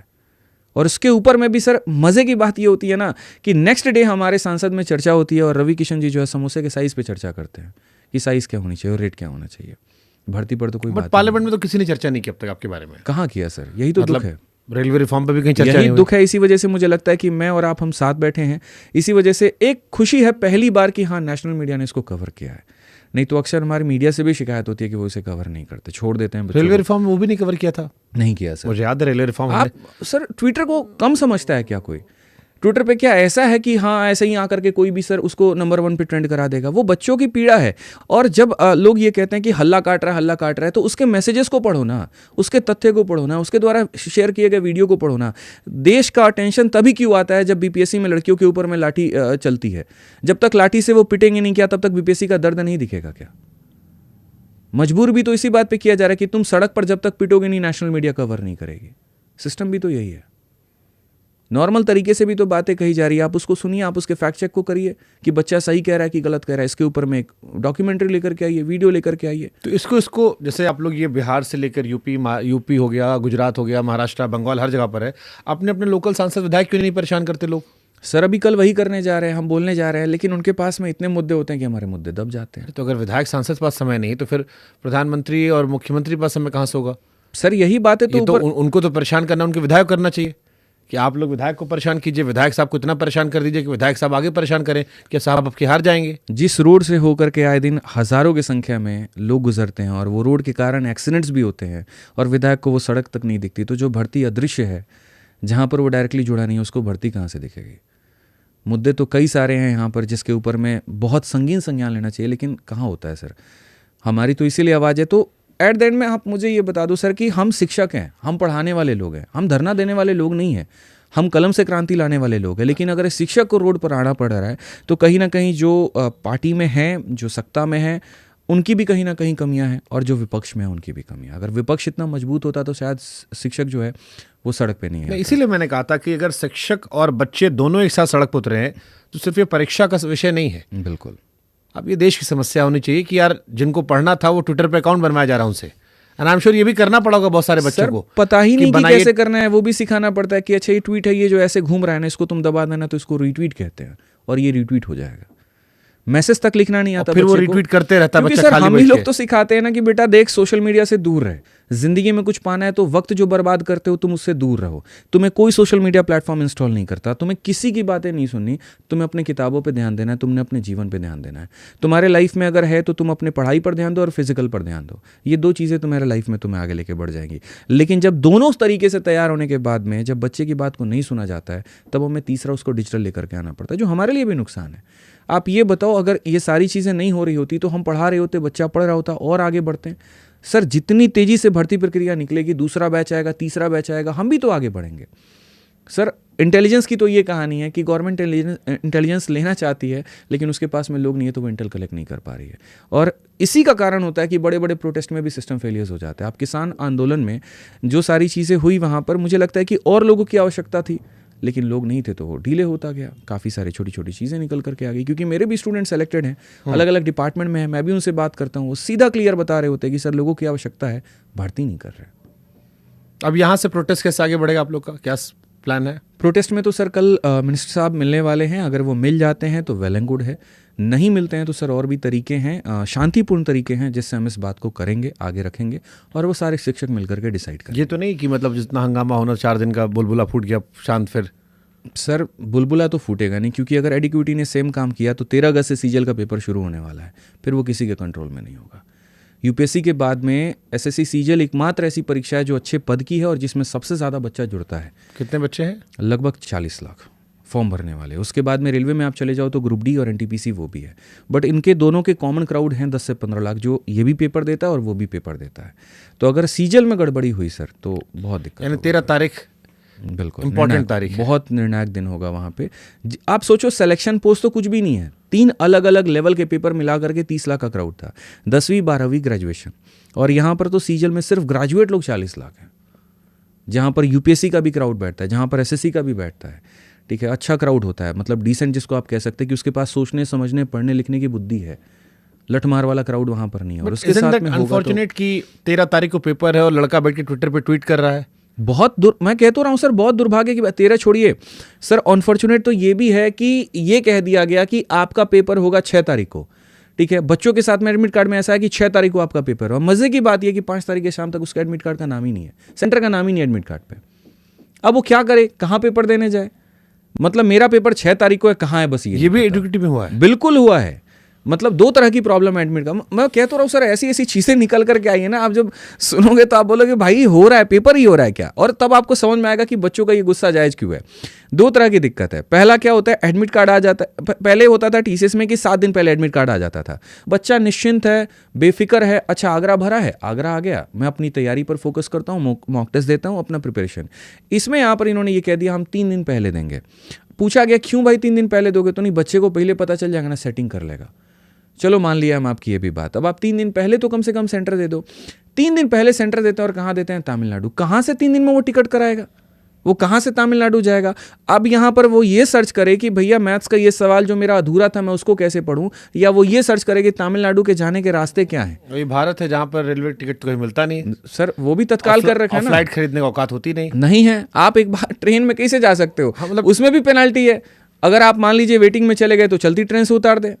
और अगर इतने दूर सेंटर होता है, किसी लड़की का है, तो जाहिर सी बात है वो अकेले नहीं जाएगी, गार्जियन को लेकर के जाएगी। लड़कों भी कहे जाएगा भाई, लड़कों भी मतलब जो ठीक ठाक लड़के हैं कैसे क्यों जाएगा रात भर जग के बाथरूम में बैठ के? क्यों जाएगा? वही सर, नहीं लड़कियों के लिए इसलिए भी कह रहा हूँ क्योंकि लड़का क्या है कि जैसे एडजस्ट करके चला भी जाए। अब लड़की अगर अपने माँ बाप के साथ में वहां पर जा रही है तो कम से कम एक सीट तो हो उसके पास में। और ट्रेन में ऐसा है कि सर 2 महीने 3 महीने पहले ही सारी सीटें बुक हो जा रही है, आप जा ही नहीं सकते। रेलवे में तो टिकट मिलता ही नहीं है, पॉसिबल ही नहीं है सर। जिस दिन तत्काल सीट खुलती है उस दिन फुल हो जाता है। मतलब वो तो सबसे बड़ा मजाक है कि सुबह खुलता है 10 मिनट के लिए, वो कौन सर्वर हैक होता है, कहाँ से हैक होता है, क्या जुगाड़ है। हम छोटे तब भी वैसे हैक होता था सर। इसके ऊपर में भी मैंने जो है बिना दलाल के तो रेलवे टिकट कोई बुक कर दे तो इसके ऊपर नोबेल प्राइज मिलना चाहिए। इसके ऊपर मैंने एक इंटरव्यू लिया था, जो टिकट काटती हैं, मेरी स्टूडेंट ही रही वहाँ पे, तो मैंने उनसे पूछा ये सारी चीज़ों को लेकर के, तो उन्होंने कहा सर देखो हमें पता तो है कि ये सारा कॉम्प्रोमाइज्ड है, लेकिन सरकार अलग अलग तरीके से इसके ऊपर में काम करना शुरू करती है, होता है, लेकिन एक सिस्टम का ये फेलियर है, बहुत तरीके से फेलियर है। मैंने कहा ना कि सर जब लोग ही नहीं होंगे आपके पास में तो ट्रेन बनाएगा कौन? जब लोग ही नहीं होंगे वहाँ पर तो पटरियाँ बिछेंगी कैसे? जब लोग ही नहीं होंगे तो चलाएगा कौन वहाँ पे? तो आप लोगों की तो भर्ती नहीं कर रहे। मतलब वो 10 बजे से मुझे याद है, मैं टिकट जब बुक करता था तो मैं उसको रिफ्रेश करता था, खुलेगा, और जब तक उसमें नाम डाला तब तक पता लगा गायब। अब वो गया कहाँ? मैंने कहा ये गजब है सर। उसमें भी ये होता है ना कि हमने तो जीवन में ये मान लिया कि हम लोगों से जीवन में इस जन्म में तो तत्काल नहीं हाँ, और वही मेरे दलाल को पैसा दिया मैंने, उसने खट से करके दे दिया मुझे। और दलाल भी बढ़िया लेते हैं ना सर, 500 का टिकट 2000 में। हाँ, और जिस ट्रेन में चाहोगे उस ट्रेन में मिल जाता था मुझे। तो सर अब ये कैसे हो रहा है? ये तो सरकार को सोचनी चाहिए। हम लोगों के लिए तो बस, और हर शहर में दलाल है। हर शहर में नहीं सर, मतलब आप हर ऐसे मान लीजिए कि 1 किलोमीटर के अंदर। हाँ, ये कर लेते हैं। सरकार जानती भी है बात, जानती भी है, फिर ये भी कहती है हम एक्शंस ले रहे हैं, ये भी कहती है कि हम इस तरीके से बदल रहे हैं। कहाँ बदला? बस उन्होंने नई ट्रेन बढ़ा दी, उसमें भी अब तो नई ट्रेनों में भी हिसाब हो गया कि वो एयरप्लेन वाला होगा, जितना नजदीक आएगा उतना टिकट बढ़ता जाएगा सर फेयर बढ़ रहा है। और आप ये मान करके चलो कि नॉर्मल ट्रेन को पॉलिश करके वंदे भारत बना दिया जा रहा है, लेकिन समस्या नहीं सुधर रही है। बट ये सीरियस प्रॉब्लम है। अगर 3 दिन पहले एडमिट कार्ड मिल रहा है, लोकेशन पता लग रही है, 3 दिन में इंसान कैसे प्लान कर लेगा? इसमें भी मैंने कहा ना कि 2 केस हैं। पहला वाला केस तो चलो ये हो गया कि वो 3 दिन में प्लान कैसे कर लेगा। करते गुजरते जैसे तैसे करके, हो सकता है उसको अपना गहना गिरवी रखना पड़े, खेत गिरवी रखना पड़े, पैसा इकट्ठा करके प्राइवेट व्हीकल करके वो सेंटर पर जब पहुंच रहा है तो उसके साथ में पता है क्या हो रहा है, जाने के बाद में सेंटर वाली ये कह रहे हैं सॉरी आपका पेपर नहीं होगा। क्यों नहीं होगा पेपर आज सर्वर की वजह से कैंसिल हो गया। कुछ में तो ये भी आ गया कि सर्वर ठीक चल रहा है, एक लड़की थी वो जाकर के सेंटर पर कहती है देखिए ये आप ही के सेंटर का नाम है और यहीं पर मेरा पेपर है। वहाँ का इन्विजिलेटर ये कहता है कि मेरे जो दीवार पे ये लिस्ट लगा हुआ है उसमें आपका नाम नहीं है तो आपका पेपर यहाँ नहीं होगा, आप एसएससी के वेबसाइट पे चेक करो। और वो एसएससी के वेबसाइट पर जब वो चेक करती है तो वहीं पेपर दिखा रहा होता है और उसका मैसेज भी है मेरे पास में। तुरंत वहाँ पर परेशान है वो कि सर मैं क्या करूँ, मुझे ये बताओ ना। अभी मैसेज ऑफलाइन की स्टूडेंट थी वो कि सर सेंटर का नाम दिया है एडमिट कार्ड पे, मैं सेंटर पर टाइम पर पहुँची हूँ, मुझे एंट्री नहीं दे रहा है, कह रहे कि एसएससी का वेबसाइट चेक करो। अब इससे ज़्यादा बुरी हालत क्या होगी। खेत बेच बाच करके गिरवी रख करके जा रहे हैं सेंटर पे पेपर देने, बोलता पेपर नहीं लेंगे।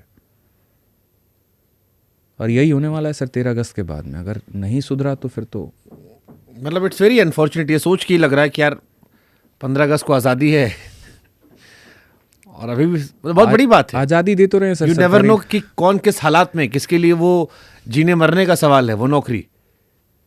सर किसी इंसान की जिंदगी शायद उसके बाद जिंदगी भर चौका बेलना में चली जाएगी, या क्या पता वो अधिकारी बन सकती है। किसके पिताजी ने कर्ज ले रखा है, किसके यहाँ कौन है, कौन इतना कमजोर है कि उसको डाइजेस्ट नहीं कर पाया। हर किसी के पास है ना सर, मतलब इतना साधन नहीं है, बैकअप नहीं है। जब सिस्टम से कोई इंसान टूट जाता है तो उसके बाद में उससे आगे बढ़ने का ऑप्शन नहीं होता, वो हमेशा पीछे ही रह जाता है। अगर मैंने यूपीएससी की तैयारी की है, आईएएस लेवल की तैयारी की है, मेरी किस्मत मेरी मेहनत अगर साथ देती तो आईएएस होता, लेकिन अगर वहाँ सफलता नहीं मिली है, चाहे मेरी वजह से, सिस्टम के फेलियर की वजह से, तो मैं कभी भी जीवन में रहूँगा तो उससे नीचे रहूँगा। 90% ऑफ द केसेस में होता है।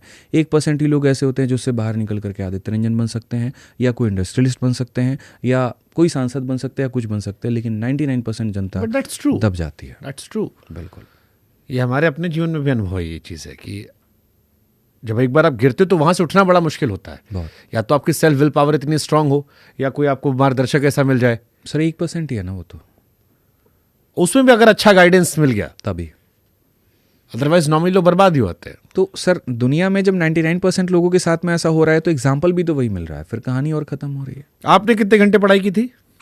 सर मैंने कभी घंटे देख करके पढ़ाई नहीं किया। जब पेपर नहीं होता था, थोड़ा सा टाइम है तो 6 घंटे भी पढ़ लिए, 7 घंटे भी पढ़ लिए, और जब पेपर आ जाता था तो पता ही नहीं चलता था कि वक्त कहाँ गया है, कब खाया था, कब चेहरा धुला था। मतलब 3-3 दिन हो जाते थे कि आप चेहरा धो भी रहे हो, आप कमरे से बाहर भी निकल रहे हो, वहाँ पे सर ऐसा सिचुएशन हो जाता था। क्या बैकग्राउंड था आपके घर परिवार का? पापा मेरे किसान हैं, मम्मी मेरी हाउसवाइफ हैं। किस चीज़ किसान है? खेती करते हैं। कौन सी चीज़ की? सारी गन्ना होता है, मक्का होता है, आलू होता है हमारे यहाँ पे, और धान होता है। मतलब हमने भी पापा के साथ खूब खेतों में हाथ बटाया।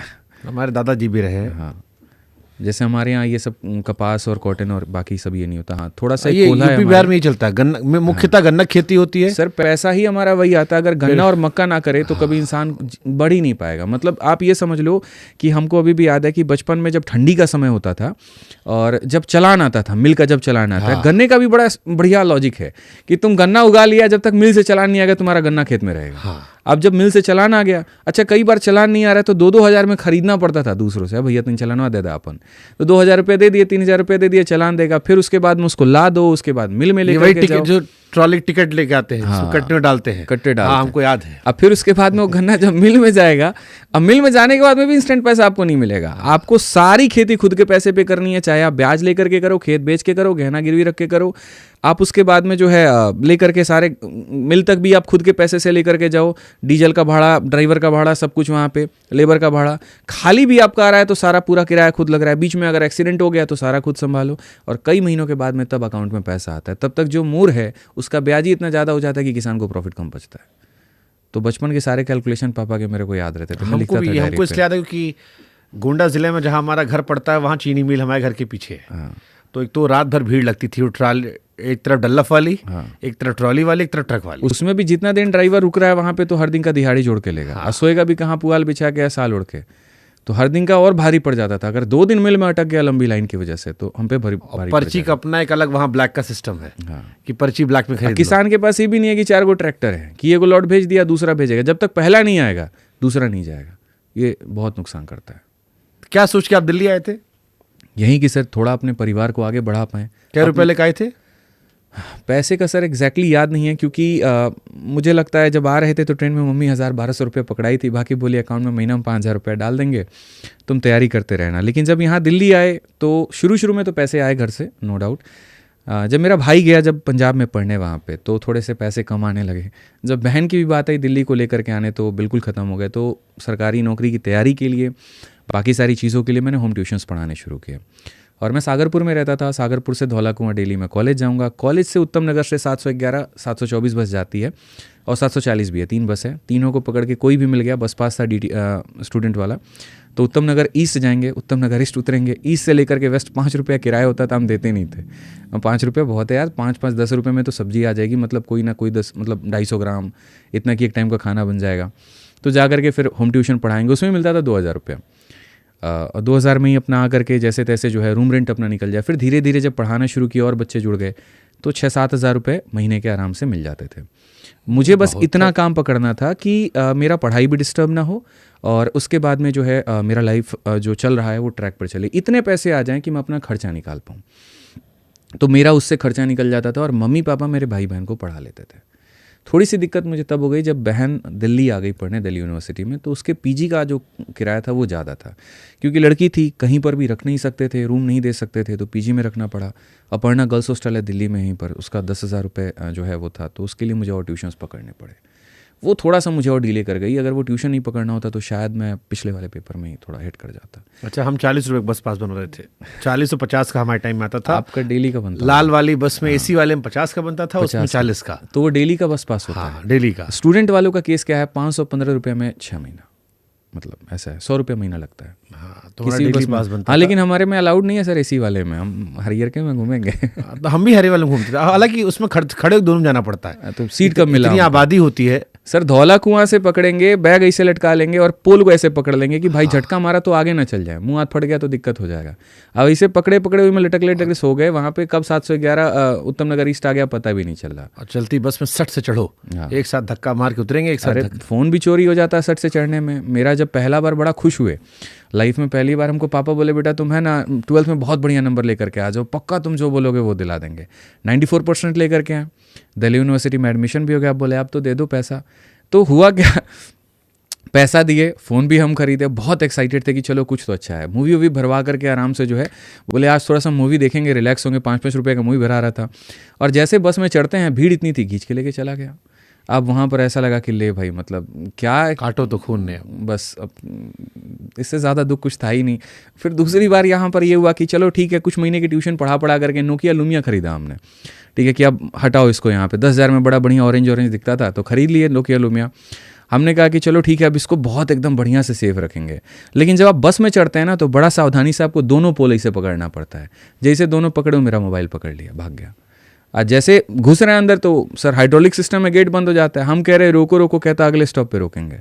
अगले स्टॉप पे जब गए तब तक तो भाग गया फ़ोन लेके। उसके बाद सर इस मामले में हम होशियार थे। हमारा फ़ोन हम छाती के अंदर चिपका बैठते थे, चाहे जो छोड़ेंगे नहीं। एक बार खाली हमारा फ़ोन चोरी हुआ था दिल्ली में, पुरानी दिल्ली रेलवे स्टेशन पे। जयपुर से लौटे थे, रात में बैग सर के नीचे बैग रख के सो गए, और बैग में रखे थे। गजब कचोर तो साला ब्लेड से फाड़, सोते सोते मेरे आया होगा, बगल में बैठा होगा, हल्का चीरा मारा। और वो लिए थे नोट, सैमसंग का सेकंड हैंड फ़ोन लिया था हमने, पहली बार नोट था, बड़ा मज़ा आता था पेन चलाने में, और चुरा ले गया। हमको पता नहीं, बाद में हम ढूंढे तो वो चीरा लगा था। सर कुछ नहीं मिलेगा। उसके बाद तो कसम खा लिए कि जब तक हम सिलेक्शन ना ले ले, उसके बाद हम कीपैड फ़ोन से ही काम करेंगे। 1200 रुपये का सैमसंग गुरु का फ़ोन खरीद करके इज्जत से तैयारी, चोरी भी नहीं होता। मान कर ले जाए इसको, और क्या करेंगे फिर? बोलेंगे कि दोस्त के रूममेट के फ़ोन पे फ़ोन कर ले तुम, और इससे ज़्यादा दुर्भाग्य मेरा क्या हो सकता है फिर? और उसको भी चुराने में शर्म आएगा कि चुरा क्या रहे हैं।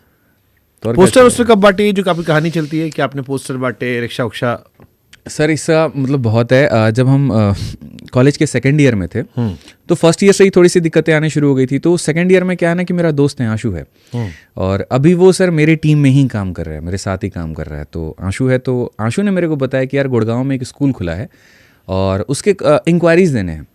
2 घंटे का काम है, 400 रुपया देंगे। हम खुश हो गए एकदम यार, कि कैलकुलेट करने लगे, 2 घंटे में 400 मिल रहा है। उसके ऊपर से ये भी कहा कि उनकी गाड़ी आएगी, धौला कुआं से निकलती है कैब, और गुड़गांव लेकर के जाएगा महिपालपुर वाले रोड से, और गाड़ी छोड़ के भी जाएगी। हम और खुश हो गए, और क्या चाहिए। गाड़ी में बैठ के जाएंगे, गाड़ी में बैठ के आएंगे, 400 रुपया भी मिल रहा है, दिक्कत क्या है। तो खुश होकर के आराम से बैठ जाते हैं गाड़ी में, और जब ले करके जाते हैं तो वहाँ पर वो बोलते हैं कि पैम्पलेट पकड़ा दिए हाथ में। तो हमको लगा कि ठीक है, किसी को देने के लिए पकड़ाए होंगे। पैम्पलेट पकड़ाने के बाद में हुडा सिटी सेंटर जगह है वहाँ पे ले जा करके चौराहे पे रोक देता है, बोलता है कि आप इसको पकड़े रहिए, हम 2 मिनट में आते हैं। तो हम बोले ठीक है, और 2 मिनट के बाद में फिर फ़ोन आता है कि ये एक सादा पेपर होगा आपके पास में, आप देखिए। तो मैंने कहा हाँ है। 30 लोगों का इसमें नाम लिखवाना है, उनके मोबाइल नंबर होने चाहिए और उनके साइन वहाँ पर होने चाहिए, और आपको क्या करना है कि ये पैम्पलेट दे करके बताना है लोगों को कि एक नया स्कूल खुला है, और आप मान लीजिए 100 लोगों को बताएं, हम वो काउंट नहीं करेंगे, हमको ये 30 नाम चाहिए, जेन्युइन नाम चाहिए, फ़ोन करे तो मिलना चाहिए। इतना रिग्रेट हो रहा था कि हम लोगों से पहली बार जा करके पैम्पलेट पकड़ा रहे थे ना कि सर ये स्कूल खुला, भाग यहाँ से। धक्का भी दे रहे, गरिया दे रहे, टाइम पास कर रहे हैं तो दिमाग खराब, क्योंकि सर हम लोग भी दूसरों के साथ भी वही करते हैं। हमारे लिए हमारा टाइम बहुत इंपॉर्टेंट होता है, हम गाली तो नहीं देते लेकिन हम ये भी नहीं करते। अच्छा, मेरे साथ में ये भी नहीं था कि हम पैम्पलेट उड़ा दें कि हाँ ठीक है देखो हम सारा पैम्पलेट दे दिए, लोगों ने फेंका है, क्योंकि हमको 30 को नाम भी चाहिए। वो भी होशियार था ना, देने वाला भी था। हम जाकर के रिक्शा वाले से कह रहे सारा स्थिति बता भैया, हाथ जोड़े, आप अपना मोबाइल नंबर जो है दे दीजिए, इसमें फ़ोन आएगा तो बोल दीजिएगा कि हाँ हमारा बच्चा जो है इस क्लास में पढ़ता है और हम इंक्वायरी करने के लिए। एक छोटा सा मॉल था वहाँ पर, वहाँ मैंने देखा कि लोग घुस रहे हैं, वहाँ जा करके हमने रिक्वेस्ट करके जैसे तैसे हम 30 नाम भरवाएं, रोते रोते उसको फ़ोन किया कि भैया मेरा पूरा हो गया, आके ले जाओ। तब आकर के वो हमको ले गया। वो 400 रुपये आज भी बैग में रखे हुए हैं, खर्चा नहीं किया, वो आज तक वैसे ही पैसा वो रखा हुआ है। तो वो बड़ा दयनीय स्थिति था। इसके अलावा जब रूम चेंज करना था, तो रूम चेंज करने के लिए जब ठेला वाले को जा करके बोले कि भैया ऐसे ऐसे करने का, रूम शिफ्ट कर रहे हैं, तो जो है मतलब एक बार आप इसको किराया शिफ्ट ले करके चले जाओ तो ठीक रहेगा। तो उसने सीधा कह दिया कि 500 रुपया लेंगे। अब 2400 रुपया का मेरा रूम का रेंट है, 1200 हम देते, 1200 हमारा दोस्त देता, 500 रुपये ठेला वाला को हम कहाँ से दे दें। तो बोले ठीक है, एक काम करो, अपना ठेला ही दे दो वहाँ। ठीक है, तो बोला ठेला ले जाओगे तो 100 रुपये देना पड़ेगा। बोला हम खुद से ठेला चला लेंगे, लाओ। 10 किलोमीटर तक चला करके अपना लेकर के खुद ही ठेला गए, जा करके सारा सामान रूम में शिफ्ट किए, फिर ला करके उसको ठेला भी दिए, और भी काफ़ी सारे इंसिडेंट रहे। मतलब गरीबी तो क्या सिखाती है? लड़ना सिखाती है, मजबूत होना सिखाती है, और आपको ये सिखाती है कि जीवन में अगर कुछ भी नहीं हुआ तो भी आप वहाँ से आगे बढ़ सकते हैं। लेकिन बहुत कम लोगों के पास ही ऐसा होता है। जिसके पास में ताकत है, जिसके पास में सब सहन करने की क्षमता है, तो वो झेल लेता है। मैंने भी एक स्टोरी की थी जिसमें था कि आपकी बर्थ से ही तय हो जाता है कि आपका भविष्य क्या होगा। 60% आदमी जो गरीब पैदा होते हैं वो जीवन में गरीब ही रहते हैं। ये सब कहने की बातें होती हैं कि आप पैदा गरीब हुए फर्क नहीं पड़ता, आप मरते गरीब नहीं। 60% आदमी का पहले डिसाइडेड होता है। जो मिडिल क्लास है मिडिल क्लास ही मरता है, अमीर है वो 50-60% अमीर ही मरता है। ऐसे गरीब का भी है। वो 40% लोग हैं जो लड़ झगड़ के, हौसला दिखा के अपडेट कराते हैं, और इसके पीछे समान अवसर ना मिलना होता है। समान अवसर, समान साधन। मान लीजिए कि परिवार में आज आप देखोगे कुछ ऐसे लोग हैं, कई ऐसे राज्य भी हैं, कई ऐसे जगह भी हैं जहाँ पर परिवार बहुत वेल टू डू है लेकिन सोच बहुत छोटी है। तो वैसे केस में क्या होता है कि लड़की पढ़ना चाह रही है, पढ़ने नहीं देते, तो वहाँ पर क्या होगा कि वो सर पैसे से अमीर हो जाएगी लेकिन मेंटलिटी वो गरीब है, मेंटली वो गरीब ही है। दूसरे जगह पे आप अगर चले जाओ, जैसे मेरी केस में मजबूरी क्या था, टैलेंट बहुत है, मेहनती हूँ, करना चाहता हूँ, पैसा नहीं है। अब पैसा नहीं है तो मैं तो मेहनत करके आगे बढ़ गया, मैंने भाई बहनों को अपना पढ़ा लिया, लेकिन मुझे पता था अगर सेम सिचुएशन मेरे भाई या बहन पर आती तो वो उसको टैकल नहीं कर पाते। इसी वजह से यहाँ पर क्या होता है कि जो आपने कहा ना 60% लोग, वो दोनों 60 में आ गया, मैं उस 30 से बाहर निकल गया। हर किसी के पास में समान अवसर, समान साधन, समान शक्ति नहीं है। जिसके पास में यह है वो आगे बढ़ जाएगा, जिसके पास में नहीं है वो पीछे रह जाएगा। मैं भी इंग्लैंड की ट्रिप पे गया था और मैं कंपेयर कर रहा था कि इंडिया इंग्लैंड में क्या फ़र्क है। तो इंग्लैंड में टैक्सेस ज़्यादा हैं, बहुत टैक्सेस लगाते हैं वो लोग, बट वहाँ मैंने जितने भी कैब ड्राइवर या बाकी लोगों से बात की, हालांकि वहाँ कैब ड्राइवर जो होते हैं वो हमारे आपके जैसे नॉर्मल लोग होते हैं जो एक जॉब करते हैं और कैब में बहुत पैसा वहाँ पर है, तो अच्छा खासा बनाते हैं क्योंकि वहाँ रूम रेंट बहुत ज़्यादा वहाँ पर है। बट उन सब ने एक कॉमन बात कही कि इंग्लैंड के अंदर एजुकेशन सिस्टम शानदार है।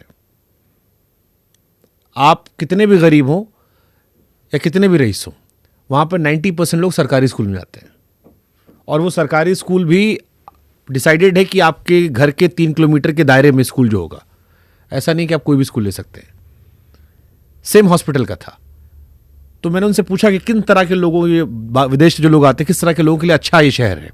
तो उन्होंने कहा कि देखो मिडिल क्लास के लिए बहुत अच्छा नहीं है, बट अगर आप लोअर क्लास के हैं तो आपके लिए बहुत ही शानदार शहर है, क्योंकि ये शहर आपको मरने नहीं देगा, जिंदा रखेगा। ये शहर आपको अवसर देगा कि अगर आप अपनी ज़िंदगी बदलना चाहते हैं तो यहाँ से आप बदल सकते हैं। एजुकेशन और हेल्थ को बहुत प्रायोरिटी देते हैं, वो ये मानते हैं कि ये बेसिक नीड है। हिंदुस्तान में मुझे लगता है कि सबसे महंगी चीज़ यही है। नहीं, हिंदुस्तान में भी ये चीज़ें फैसिलिटी मिलती है, बस इंग्लैंड में और भारत में फ़र्क यही है कि इंग्लैंड में वो फैसिलिटी सारे के सारे आम नागरिक को मिलती है और भारत में वो सारी फैसिलिटी सरकारी नौकरी वाले को मिलती है। सरकारी नौकरी का पहला ही यहाँ पर है कि आपको हेल्थ बेनिफिट मिलेगा, आप कहीं पर भी ट्रीटमेंट करवा लीजिए, दिक्कत नहीं है। आपके बच्चे जो हैं वो अच्छे स्कूल में पढ़ेंगे। विदेश मंत्रालय का आप देखिए कितनी शानदार उसकी सुविधा है कि आप अपने बच्चों को जो है उस एरिया के सबसे टॉप स्कूल में पढ़ा सकते हैं, सरकार जो है वो खर्चा उठाएगी। अब जो महीने का 70,000 रुपया कमा रहा है, तुम उसको ये बेनिफिट दो या ना दो, ज़्यादा फर्क उस पर नहीं पड़ेगा।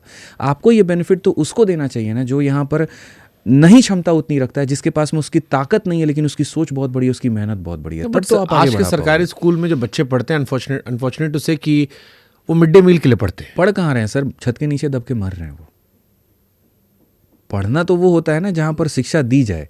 मरने के लिए बच्चे जा रहे हैं, खाने के लिए बच्चे जा रहे हैं, सोच कहाँ? पढ़ाने के लिए तो है ही नहीं, टीचर छुट्टी पे है। ये तो सब व्यवस्था सब पूरे सरकार को पता है, सब चीज़ें पता है वहाँ पे कि कितने लोग अपनी ड्यूटी पे जाते हैं, कितने लोग नहीं जाते हैं तो कितने बढ़िया तरीके से वहाँ पर पढ़ाया जाता है। मैं सभी लोगों को तो ऐसा नहीं कहूँगा, लेकिन सर 10% ईमानदारी। हालांकि इसमें दोष शिक्षकों का भी है। मैं अभी यूपी की बात कर रहा था, पंच मशीन लग रही थी, सारे शिक्षक विरोध में आ गए क्योंकि 10 घंटे ड्यूटी देनी पड़ती उनको। आदत बिगाड़ दिया गया ना, आदत बिगाड़ दिया गया इस तरीके से कि आप टाइम ही नहीं है आपके आने का, टाइम ही नहीं है आपके जाने का, रिपोर्टिंग का नहीं है। गलती से किसी के ऊपर में कोई केस हो जाता है छोटा मोटा, अगर इंक्वायरी बैठ जाती है तो पैसे में अपना सेटल कर लेता है, तो कहाँ से होगा?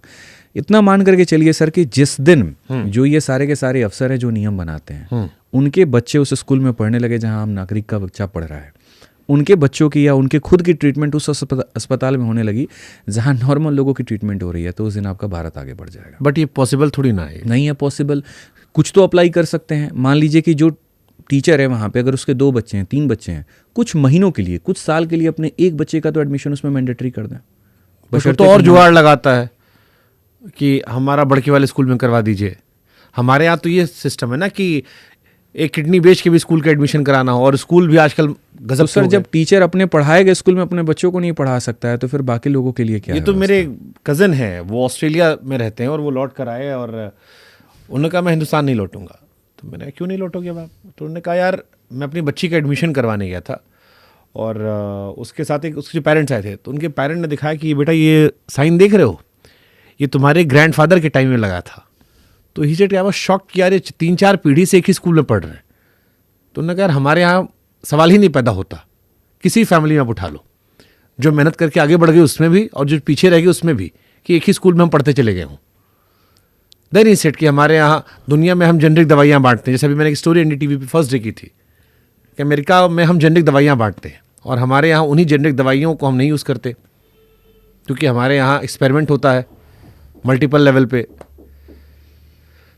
हर जगह पर एक्सपेरिमेंट ही है सर। आप दवाई की बात कर लो, आप शिक्षा की बात कर लो, आप पेपर की बात कर लो, बस एक्सपेरिमेंट की पात्र अगर है तो मतलब सिलेबस क्या चेंज हुआ आप बताओ ना। आप स्कूल की फीस देखो और सिलेबस देखो, कितना सिलेबस चेंज हो गया। मुझे लगता है सिलेबस हल्का ही हुआ है। हमारे टाइम से CBSE में सिलेबस बहुत हल्का हो गया। सिलेबस भी हल्का हुआ है, टीचिंग आवर्स भी हल्के हुए हैं, प्रेशर भी बच्चों के ऊपर में कम करने की कोशिश की गई है, लेकिन फी कुछ कितना बढ़ा है? नहीं सिखाया गया ना। फी तो बढ़ा दिया गया। आप देखो ना अभी नर्सरी में तो नया नया ट्रेंड निकल रहा है कि उस स्कूल में लोग जो है अपने प्ले स्कूल में उस में एडमिशन करवाने जा रहे हैं जहाँ पर ज़्यादा गेम है। मैं अभी हाल फिलहाल मेरे एक सर हैं वहाँ पे, तो मैंने उनसे पूछा कि बच्ची अब बड़ी हो गई है तो कहाँ एडमिशन करवाया? तो दिल्ली में 2-3 ही प्ले स्कूल हैं। वहाँ वाले पे हम गए तो 1 खिलौना रखा हुआ था, लेकिन दूसरे वाले में गए तो वहाँ पे 4 रखा हुआ था, तो हम उसमें एडमिशन करवाए। तो लोगों का है ना, मतलब पैसा देने को वो तैयार है। उनको ये नहीं दिख रहा कि हाँ हमें एक्स्ट्रा क्या मिलेगा, नॉलेजेस क्या मिलेंगे। खिलौने के नाम पर अगर प्ले स्कूल में आप एडमिशन करा रहे हो जबकि बाकी चीज़ों को आप ध्यान ही नहीं दे रहे कि वहाँ टीचर ध्यान दे पाएगा, कुछ नहीं दे पाएगा, टाइम आपके बच्चों को दे पाएगा नहीं दे पाएगा, तो कैसे होगा? स्कूल में जाने के बाद में भी जो व्यवस्था है, एग्जाम्स को लेकर के सीरियस ना होना। आप उसके बाद में बात करिए, जब पेपर होता है तो सरकारी स्कूल में कितनी बार पेरेंट टीचर मीटिंग होती है। वहीं टीचर अगर खुद का अपना प्राइवेट स्कूल खोल लेता है तो वो सारी चीज़ अप्लाई करना शुरू कर देता है। इंफ्रा पर ध्यान देता है, टीचिंग्स पर ध्यान देता है, रेगुलर टीचर्स की मीटिंग लेता है, बच्चों के साथ मीटिंग लेता है, पेरेंट्स के साथ में मीटिंग लेता है। लेकिन जब वहीं सरकारी नौकरी की वहाँ बात आ जाती है तो थोड़ा वो डीले। अरे प्राइवेट में वही टीचर स्कूल में नहीं पढ़ाता, शाम को कोचिंग पढ़ा देता है, बेहतर पढ़ा देता है और कहता है शाम को आना। लड़का भी खुश रहता है कि मास्टर साहब पढ़ा देंगे, नंबर और उन्हीं दिन में पीठ भी थपथपा देता है।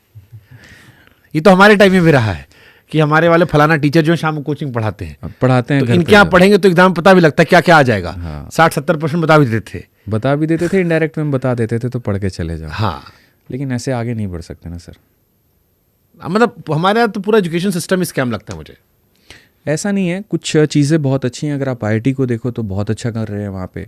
आप एक से एक लोगों का सर वहाँ पर एलीट क्लास में उन्होंने कंट्रोल कर रखा है, जहां से देश के सर्वश्रेष्ठ दिमाग निकलने वाले हैं। हाँ। यूपीएससी हो गया, आईटी हो गया, वहां पे कंट्रोल कर रखा है। वहाँ मेडिकल कॉम्प्रोमाइज़ नहीं है। वहां कॉम्प्रोमाइज नहीं किया है। मीडियोकर लोगों के लिए पूरा एकदम खत्म कर दिया है। सर तो वहाँ पर जाने के लिए भी तो इसी से होकर के गुजरना पड़ेगा ना। तुम इसी को पूरा ख़त्म कर दोगे तो पहुँचेंगे कहाँ पे? केदारनाथ जाना है, मंदिर बहुत अच्छा है, रास्ता खराब है, तो कहाँ से पहुँच जाओगे? हर किसी के पास चॉपर से जाने का पैसा है क्या? 90% लोग तो पैदल चल के जाते हैं। बोलो रास्ते टूट गया, कैसे जाएंगे? तो हो गया काम खत्म। फिर ऊपर बना के क्या बेहतर कर लोगे? हर कोई थोड़ी ऊपर जाता है, हर कोई आईटी में एडमिशन लेता है क्या?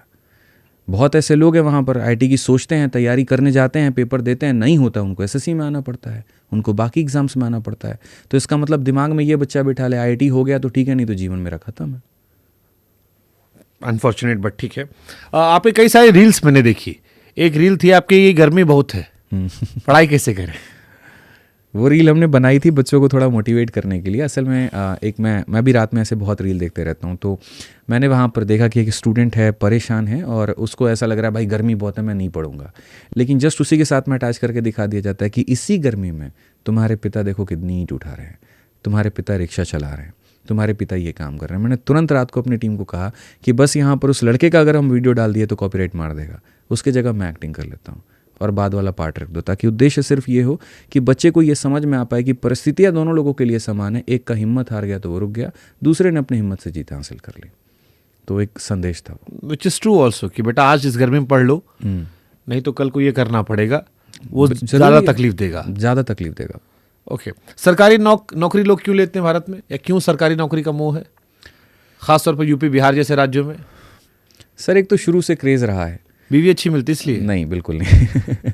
बीवी के लिए पढ़ना सर ज़रूरी नहीं है, मुझे लगता कि एक रील आपने उसके लिए बनाई थी, एक तो खूबसूरत महिला दिखा दी थी। हाँ हाँ, आप ही की एक रील है, उसमें खूबसूरत महिला आती, फिर आता कि नहीं नहीं पढ़ाई इसके लिए करो। अरे वो खूबसूरत हमने नहीं बनाया, वो फैन क्लब्स वाले जो चैनल है यहाँ पर वो बनाया। हाल फिलहाल वो खूबसूरत महिला का हमने पॉडकास्ट भी लिया, वो भी वायरल होते होते आ गई वहाँ पे। तब हमने जिस दिन मिले हम उनसे, तो हमने कहा कि देखिए आपके साथ मेरा एक ऐसा रील वायरल होता है जिस पर हम कॉपीराइट मार के हटवाएं। 10 मिलियन व्यूज़ था उस पर, अभी बाद गायब नहीं हुआ है। तो दूसरे वाले ने अपलोड कर दिया। हाँ, उस पर भी 10 मिलियन है, हमने देखा था। पता नहीं, तो सर हमने डिलीट करवा दिया है।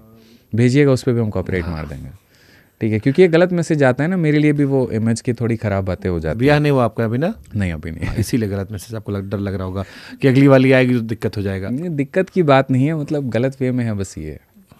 मुझे लगता है आप सही तरीके से जोड़िए ना, और भी चीज़ें हैं, मोटिवेट थोड़ा कर दीजिए। गैंग्स ऑफ वासेपुर देखिए आप? हाँ, उसमें एक डायलॉग है, कितना बड़ा हो गया ब्याह नहीं हुआ तुम्हारा। आपका भी लड़का लोग हमसे कहा था कि ब्याह काहे नहीं हुआ आपका? अभी सर मुझे लग रहा है कि थोड़ा सा 2025 में जो है ग्रह भी सही नहीं है, और जिस तरीके से भारत में शुरू में सारी चीज़ें हुई, मैंने कहा अभी डिसीजन लेने का टाइम बिल्कुल भी नहीं है, और बहुत ऐसे काम हैं जो 2025 में अभी शुभारंभ करने हैं। हालांकि मम्मी हमारी कह रही होंगी ससुर तुम पूछ रहे अपना काहे नहीं की हो। सर मेरा भी तो सेम सवाल है, आप भी कर लो। तो इसीलिए हमने कहा नहीं, पहले टोक देगी, फिर कमेंट सेक्शन में लोग लिखें, हम खुद ही कहते कि भाई घर में सर मम्मी लोगों का बहुत प्रेशर होता है। मैं मतलब आप बिलीव करो, शाम को अगर खाने बैठ जाऊँ ना, तो मैं खाने पे इसलिए मम्मी के साथ में नहीं बैठता हूँ क्योंकि ये सवाल करेगी, तो मैं तब खाना खाता हूँ जो सो जाएगी। हमारे पिताजी करते हैं, बहुत सवाल होता नरक कर देते एकदम, शादी ब्याह शादी ब्याह शादी ब्याह। बट इसका जवाब मेरे पास है। हाँ।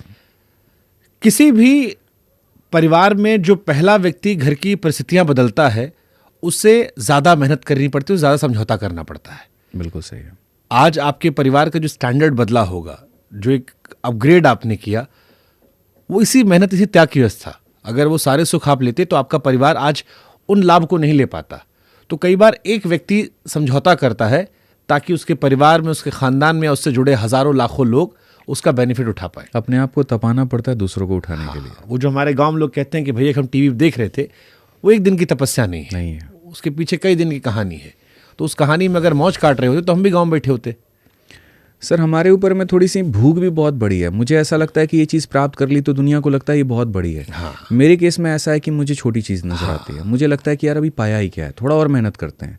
और शादी के लिए मैं मेंटली प्रिपेयर्ड नहीं हूँ। मुझे लगता है कि मैं उतनी मेहनत नहीं कर पाऊंगा। अभी रात में 11 बजे आपके साथ में रह करके शायद पॉडकास्ट नहीं होता। तो हम भी नहीं कर पाते ना भाई। इतना आ रहा होता कि हाँ टन टन कहाँ पर हो, किसके साथ हो, तो भाई दिमाग सारा टाइम ये चल रहा हो जल्दी घर जाना है। आज हम एक दिन में 3 पॉडकास्ट निपटाते, 2-2.5 घंटे के। संडे के दिन में हो गए। हाँ, तो सर फिर संडे के दिन तो पहले कलेश हो जाता ना कि घूमने चलना है। कलेश नहीं चाहिए ना, काम करना है। घर से हारा आदमी दुनिया नहीं जीत पाता। बस सर मन से भी हारा आदमी नहीं जीत पाता है, और मन हरा देता है घर में ही।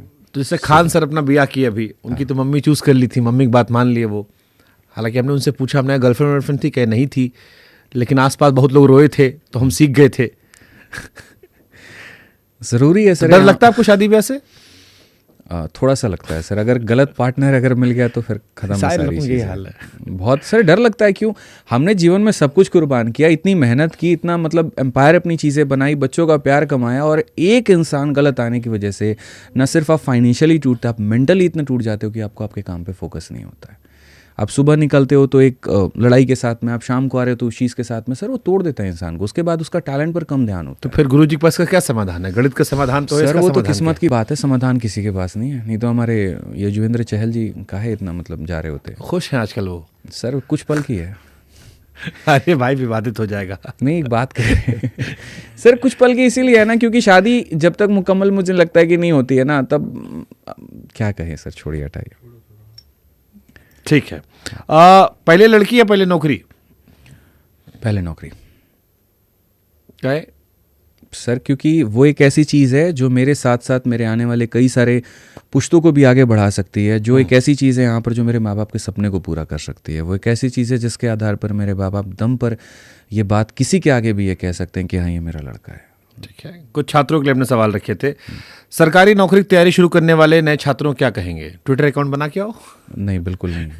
मैं उनसे यही बात कहूँगा कि देखिए जो सारी चीज़ें चल रही हैं इसके ऊपर में अगर आप कंप्लीट फोकस कर जाते हैं तो शायद मुझे लगता है कि आप पहले टूट जाएंगे, आप पहले नेगेटिव हो जाएंगे। आप वो मत होइए, क्योंकि ये एक चीज़ है जो चल रही है, लेकिन ज़रूरी नहीं है कि हमेशा ऐसा होता रहेगा। एक वक्त आएगा जब ये ख़त्म होगा, लेकिन उस बीच में अगर आप अपनी तैयारी को छोड़ देते हैं तो बहुत नुकसान हो जाएगा। तो तैयारी करने आ रहे हैं तो थोड़ा सा मेंटली समय का बैकअप लेकर के आइए कि हाँ 1 साल की जगह हो सकता है 14 महीना लग जाए, 16 महीना लग जाए, लेकिन अगर आप अपने आप को तोड़िए मत। ठीक है, तो इतना समय आप अपने आप को लेकर के आइए और सर तैयारी ईमानदारी से करिए, चीज़ें हो जाएंगी। ठीक है। गणित में कोई छात्र कमज़ोर हो तो कैसे अपने आप को सुधारे? सबसे पहले तो उसको ये काम करने की ज़रूरत है कि उसकी जानकारी कहाँ तक है। मान लीजिए कोई आर्ट्स बैकग्राउंड का है, कोई बायो बैकग्राउंड का है, तब तो उसको एकदम गणित बिल्कुल बेसिक से पढ़ने की ज़रूरत है। फिर वो एक ऐसे टीचर को पकड़े, एक ऐसे सोर्स को पकड़े जहाँ पर उसको बेसिक से सारी बातें सिखाई जाती हैं। अगर कोई अच्छा स्टूडेंट है वहाँ पर तो उसको पढ़ने के साथ साथ उसको प्रैक्टिस के ऊपर में भी ध्यान देना चाहिए। अभी के समय में थोड़ी दिक्कत है यहाँ पर, यह बच्चा खाली पढ़ना चाहता है, प्रैक्टिस भी नहीं करना चाहता, तो वो थोड़ा सा उसके लिए नुकसान है। और बाकी सर ये एक ऐसी चीज़ है कि अलग अलग बच्चों के लिए अलग अलग ट्रीटमेंट है। आप एक दवाई हर किसी को नहीं दे सकते। सही बात है। कुछ बच्चों का कैलकुलेशन खराब है, उन्हें कैलकुलेशन पे काम करना है, कुछ के कंसेप्ट खराब है, वो कंसेप्ट पे काम करे, तो सर डिपेंड कर जाता है। परीक्षा के दिन सबसे महत्वपूर्ण सलाह क्या? मन शांत करके जाओ, बहुत मन शांत होना ज़रूरी है। घर पे ज़्यादा से ज़्यादा बात करके जाओ, लोगों से ज़्यादा मिलो, झड़प मत करो ऑटो वाले से 10 रुपये 20 रुपये की किराए के लिए। जा करके वहाँ परेशान मत हो। मतलब वो आलिस वेल वाला वो कहना पड़ेगा कि आलिस वेल असली आलिस वेल यहाँ काम करता है। सर दिमाग में प्रेशर हो जाता है, नहीं हुआ तो क्या होगा, नहीं हुआ तो हमको 1 साल लग जाएगा, नहीं हुआ तो मेरी शादी हो जाएगी, और वो पेपर ख़राब कर देता है। बिलीव करो सर, मैंने पहली बार जब पेपर दिया था CHSL का, मैं इतना रिलैक्स होकर के गया। हमको पेपर देना नहीं था CHSL का, हम इस बात से मेंटली प्रिपेयर थे, हो भी गया तो नौकरी नहीं लेंगे, हम सीजल के लिए बने, CHSL के लिए नहीं बने। और वो पेपर एकदम रिलैक्स होकर चप्पल लोअर पे जा रहे हैं, एडमिट कार्ड जो है वहीं से फोटोकॉपी करवा लिए, आधार कार्ड जेब में रहता था, सेंटर पर पहुँच गया, पेपर दे के निकल रहे हैं तो मेरे 3 सब्जेक्ट में 50-50-50 हैं। उस दिन मैंने सीखा वहाँ पर कि जिस चीज़ को लेकर के हम सबसे ज़्यादा सीरियस हो जाते हैं, नुकसान भी वही होता है। कंफर्ट रहो, रिलैक्स्ड रहो, होगा। चाहे जिंदगी हो लड़की। बिल्कुल सर, एक स्टूडेंट है मेरी, बहुत टैलेंटेड है, वो इतनी टैलेंटेड है कि आप ये मान करके चलो बिठा करके किसी को GS पढ़ा सकती है। 3 साल से वो पेपर दे रही है और पेपर क्लियर नहीं हो रहा। कारण यही है, पेन पकड़ते नहीं है कि उसका हाथ कांपना शुरू हो जाता है, नर्वसनेस बहुत बुरा मारती है। अच्छा, आप लोग के यहाँ GS में क्वेश्चन भी अच्छे आते हैं। एक क्वेश्चन कहीं मैंने पढ़ा था इंटरनेट पे कि आदित्य सिंह बिष्ट डीजे वाले बाबू में कौन है? हाँ, सबसे अजीबोगरीब सवाल क्या आया? सर हाइट पूछ ली जाती है, कैटरीना कैफ की हाइट कितनी है? अब बताओ, ये जीएस का हमारा सवाल है। दुर्भाग्य है कि पेपर सेट करने वाले का कैसे सवाल मिल रहा है। अब हमें समझ में नहीं आता है कि हम लोग क्या पढ़े क्या पढ़ाए। मैथ्स में तो ऐसे हालत है वहाँ पर कि एक सवाल एक जो रेलवे है उसको सही मानती है तो एसएससी उसको गलत मान देती है। और मैथ्स में तो सर मैं मज़े की बात बताऊं, कुछ सवाल तो इस बार ऐसे थे जो सही थे, बच्चों ने रिप्रेजेंटेशन डाल दिया और उसके बाद में एसएससी ने कहा नहीं, इतने सारे बच्चों ने कहा तो गलत नहीं कहा होगा। अपना इंटेल चेक नहीं करेगी वो, गलत नहीं कहा होगा सही कहा होगा, पक्का क्वेश्चन गलत है, गलत मान के सबको नंबर दे दी। अभी तक मामला कोर्ट केस में चल रहा है। 100 रुपये ज़्यादा पा गए होंगे। हाँ, 100 रुपये पा गए, बाद में बरगला देते हैं। अच्छा, ये जो कोचिंग है ये ज़रूरी है या स्कूल लेवल पे, कॉलेज लेवल पे, या तैयारी के लिए, या सेल्फ स्टडी इतना बेसिक स्ट्रांग होना चाहिए एजुकेशन सिस्टम को कि ज़रूरत ना पड़े? नहीं, सेल्फ स्टडी सर है, ऐसा नहीं कह सकते कि कोई बच्चा अगर सिलेक्शन लेना चाहता है तो कोचिंग के माध्यम से ही ले सकता है। बस थोड़ा सा जो होता है ना वो शॉर्टकट एक बना देती है कोचिंग।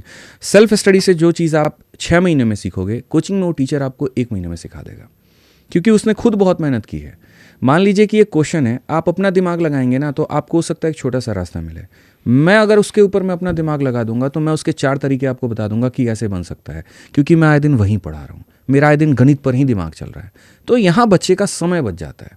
और सरकारी नौकरी की तैयारी करना लगभग हर बच्चा कर सकता है, क्योंकि फीस बहुत कम होती है। यहाँ लाखों रुपए का फीस नहीं देना पड़ता। मतलब आप अपने जीवन में अगर सबसे कम कहीं पर पैसा दे रहे हो ना, तो अपने जीवन के अंतिम पड़ाव पर आकर के दे रहे हो। यहाँ की तैयारी 1000 रुपये में सर 4 सब्जेक्ट आप पढ़ सकते हो। और सोचिए, यहाँ 1000 रुपये तो महीने के ट्यूशन का फीस हम लोग देते थे। ये टीचर लोग आपस में उनसे बुराई क्या करते रहते हैं? कई बार किसी के ऑनलाइन क्लासेस में किसी के विचार किसी से नहीं मिले तो हो जाता है सर। बच्चा लोग के सामने ही सर, वो भी तो बच्चे के सामने बोल देते, तो दूसरा बोलता है हम कहे अकेले में फ़ोन करके बोले, हम भी बच्चे के सामने ही बोलेंगे। तो इसमें मज़ा आता है इन लोग को? मज़ा नहीं आता, अपना ईगो सेटिस्फाई करते हैं। या बच्चा लोग कमेंट सेक्शन में आके डालता जानबूझ के? अच्छा, बच्चा लोग भी मज़ा लेता होगा इस सबका? थोड़ा इंटरटेनमेंट मिल जाता है उनको। होना नहीं चाहिए, मुझे लगता है कि सारी चीज़ें फ़ोन पे सुलटा दो तो ठीक है।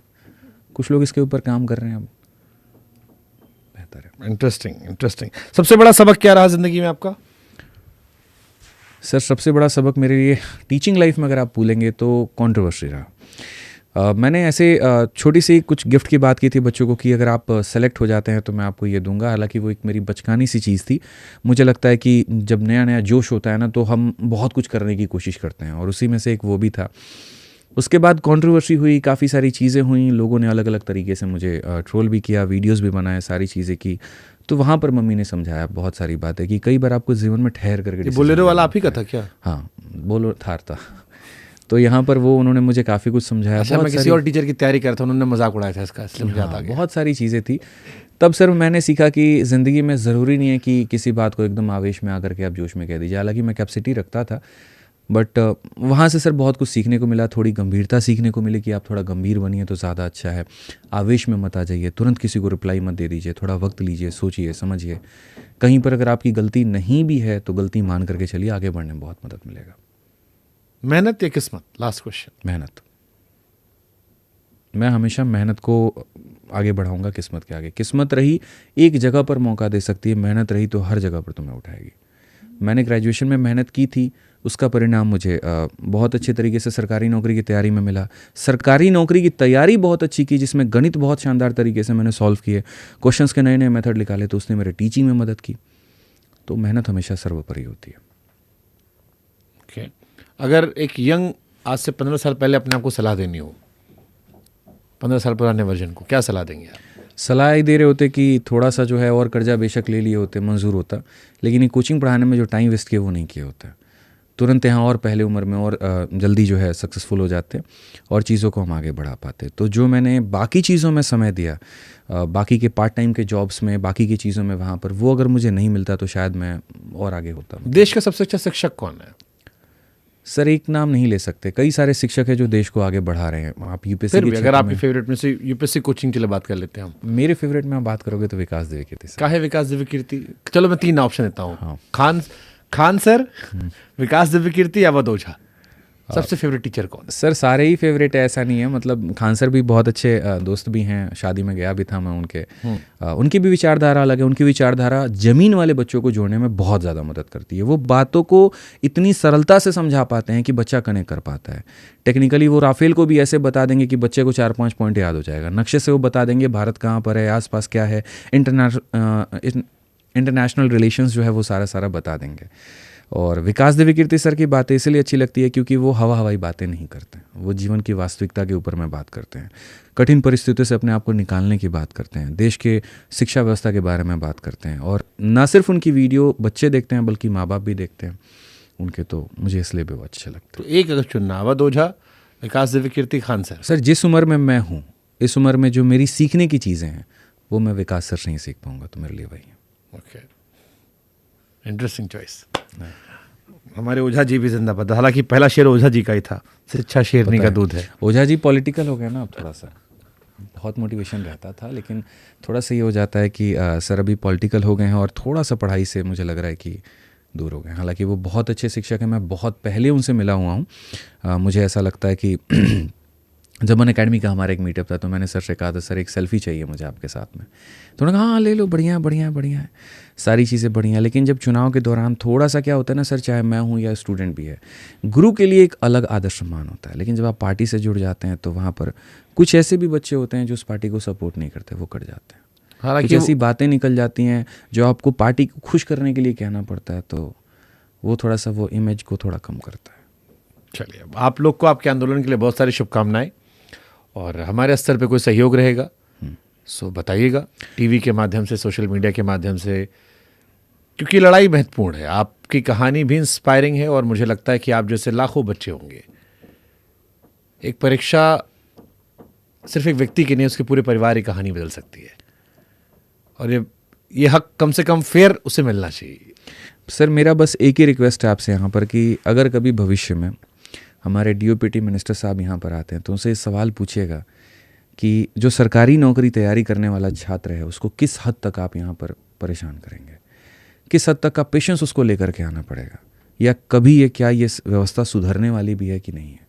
क्योंकि हमने तो सर बहुत कोशिश कर ली उनसे मिलने की, हमने बहुत कोशिश कर ली उनसे बात करने की, लेकिन उन्होंने वक्त नहीं दिया। तो या तो माइंडसेट ऐसा है कि ध्यान ही नहीं देना है, अगर ये नहीं देना तो प्रत्यक्ष रूप से कह दें तो बच्चा इसको स्वीकार कर लेगा, बच्चा इसको मान लेगा और जीवन में कोई दूसरा उद्देश्य करके वो आगे बढ़ेगा। उनसे पूछिएगा ज़रूर कि ये व्यवस्था ऐसी क्यों है। करेंगे सवाल उनसे, बिल्कुल हम कोशिश करेंगे लाइन अप करने की, और जिस दिन भी लाइन अप करेंगे इस चर्चा में आप जैसे शिक्षकों ने जो भी विषय उठाए हैं उन सवालों को उन तक रखेंगे, ये हम आपको आश्वासन देते हैं। जिस दिन भी करेंगे, अब करना ना करना उनकी मर्जी है, लेकिन जिस दिन सामने आएंगे ये पूछिएगा ज़रूर, उस दिन ज़रूर पूछेंगे सवाल कि सरकारी नौकरी की तैयारी करना गुनाह है क्या। बिल्कुल, बड़ा अनफॉर्चुनेट है सोचना भी, मतलब हम कहते हैं युवाओं का देश है भारत, युवा ही 2047 तक विकसित भारत बनाएंगे, और वही युवा शिक्षकों का सड़कों पर लाठी खा रहे हैं, बस यही है। चलिए, ऑल द बेस्ट आपको और आपके सभी बच्चों को, और उम्मीद करते हैं कि 13 तारीख को नौबत ना आए कि जिसके बाद हमको 15 अगस्त को फिर बैठना पड़े आपके साथ। बिल्कुल sir, hope for the best, बस ये कह सकते हैं। Thank you. Thank you.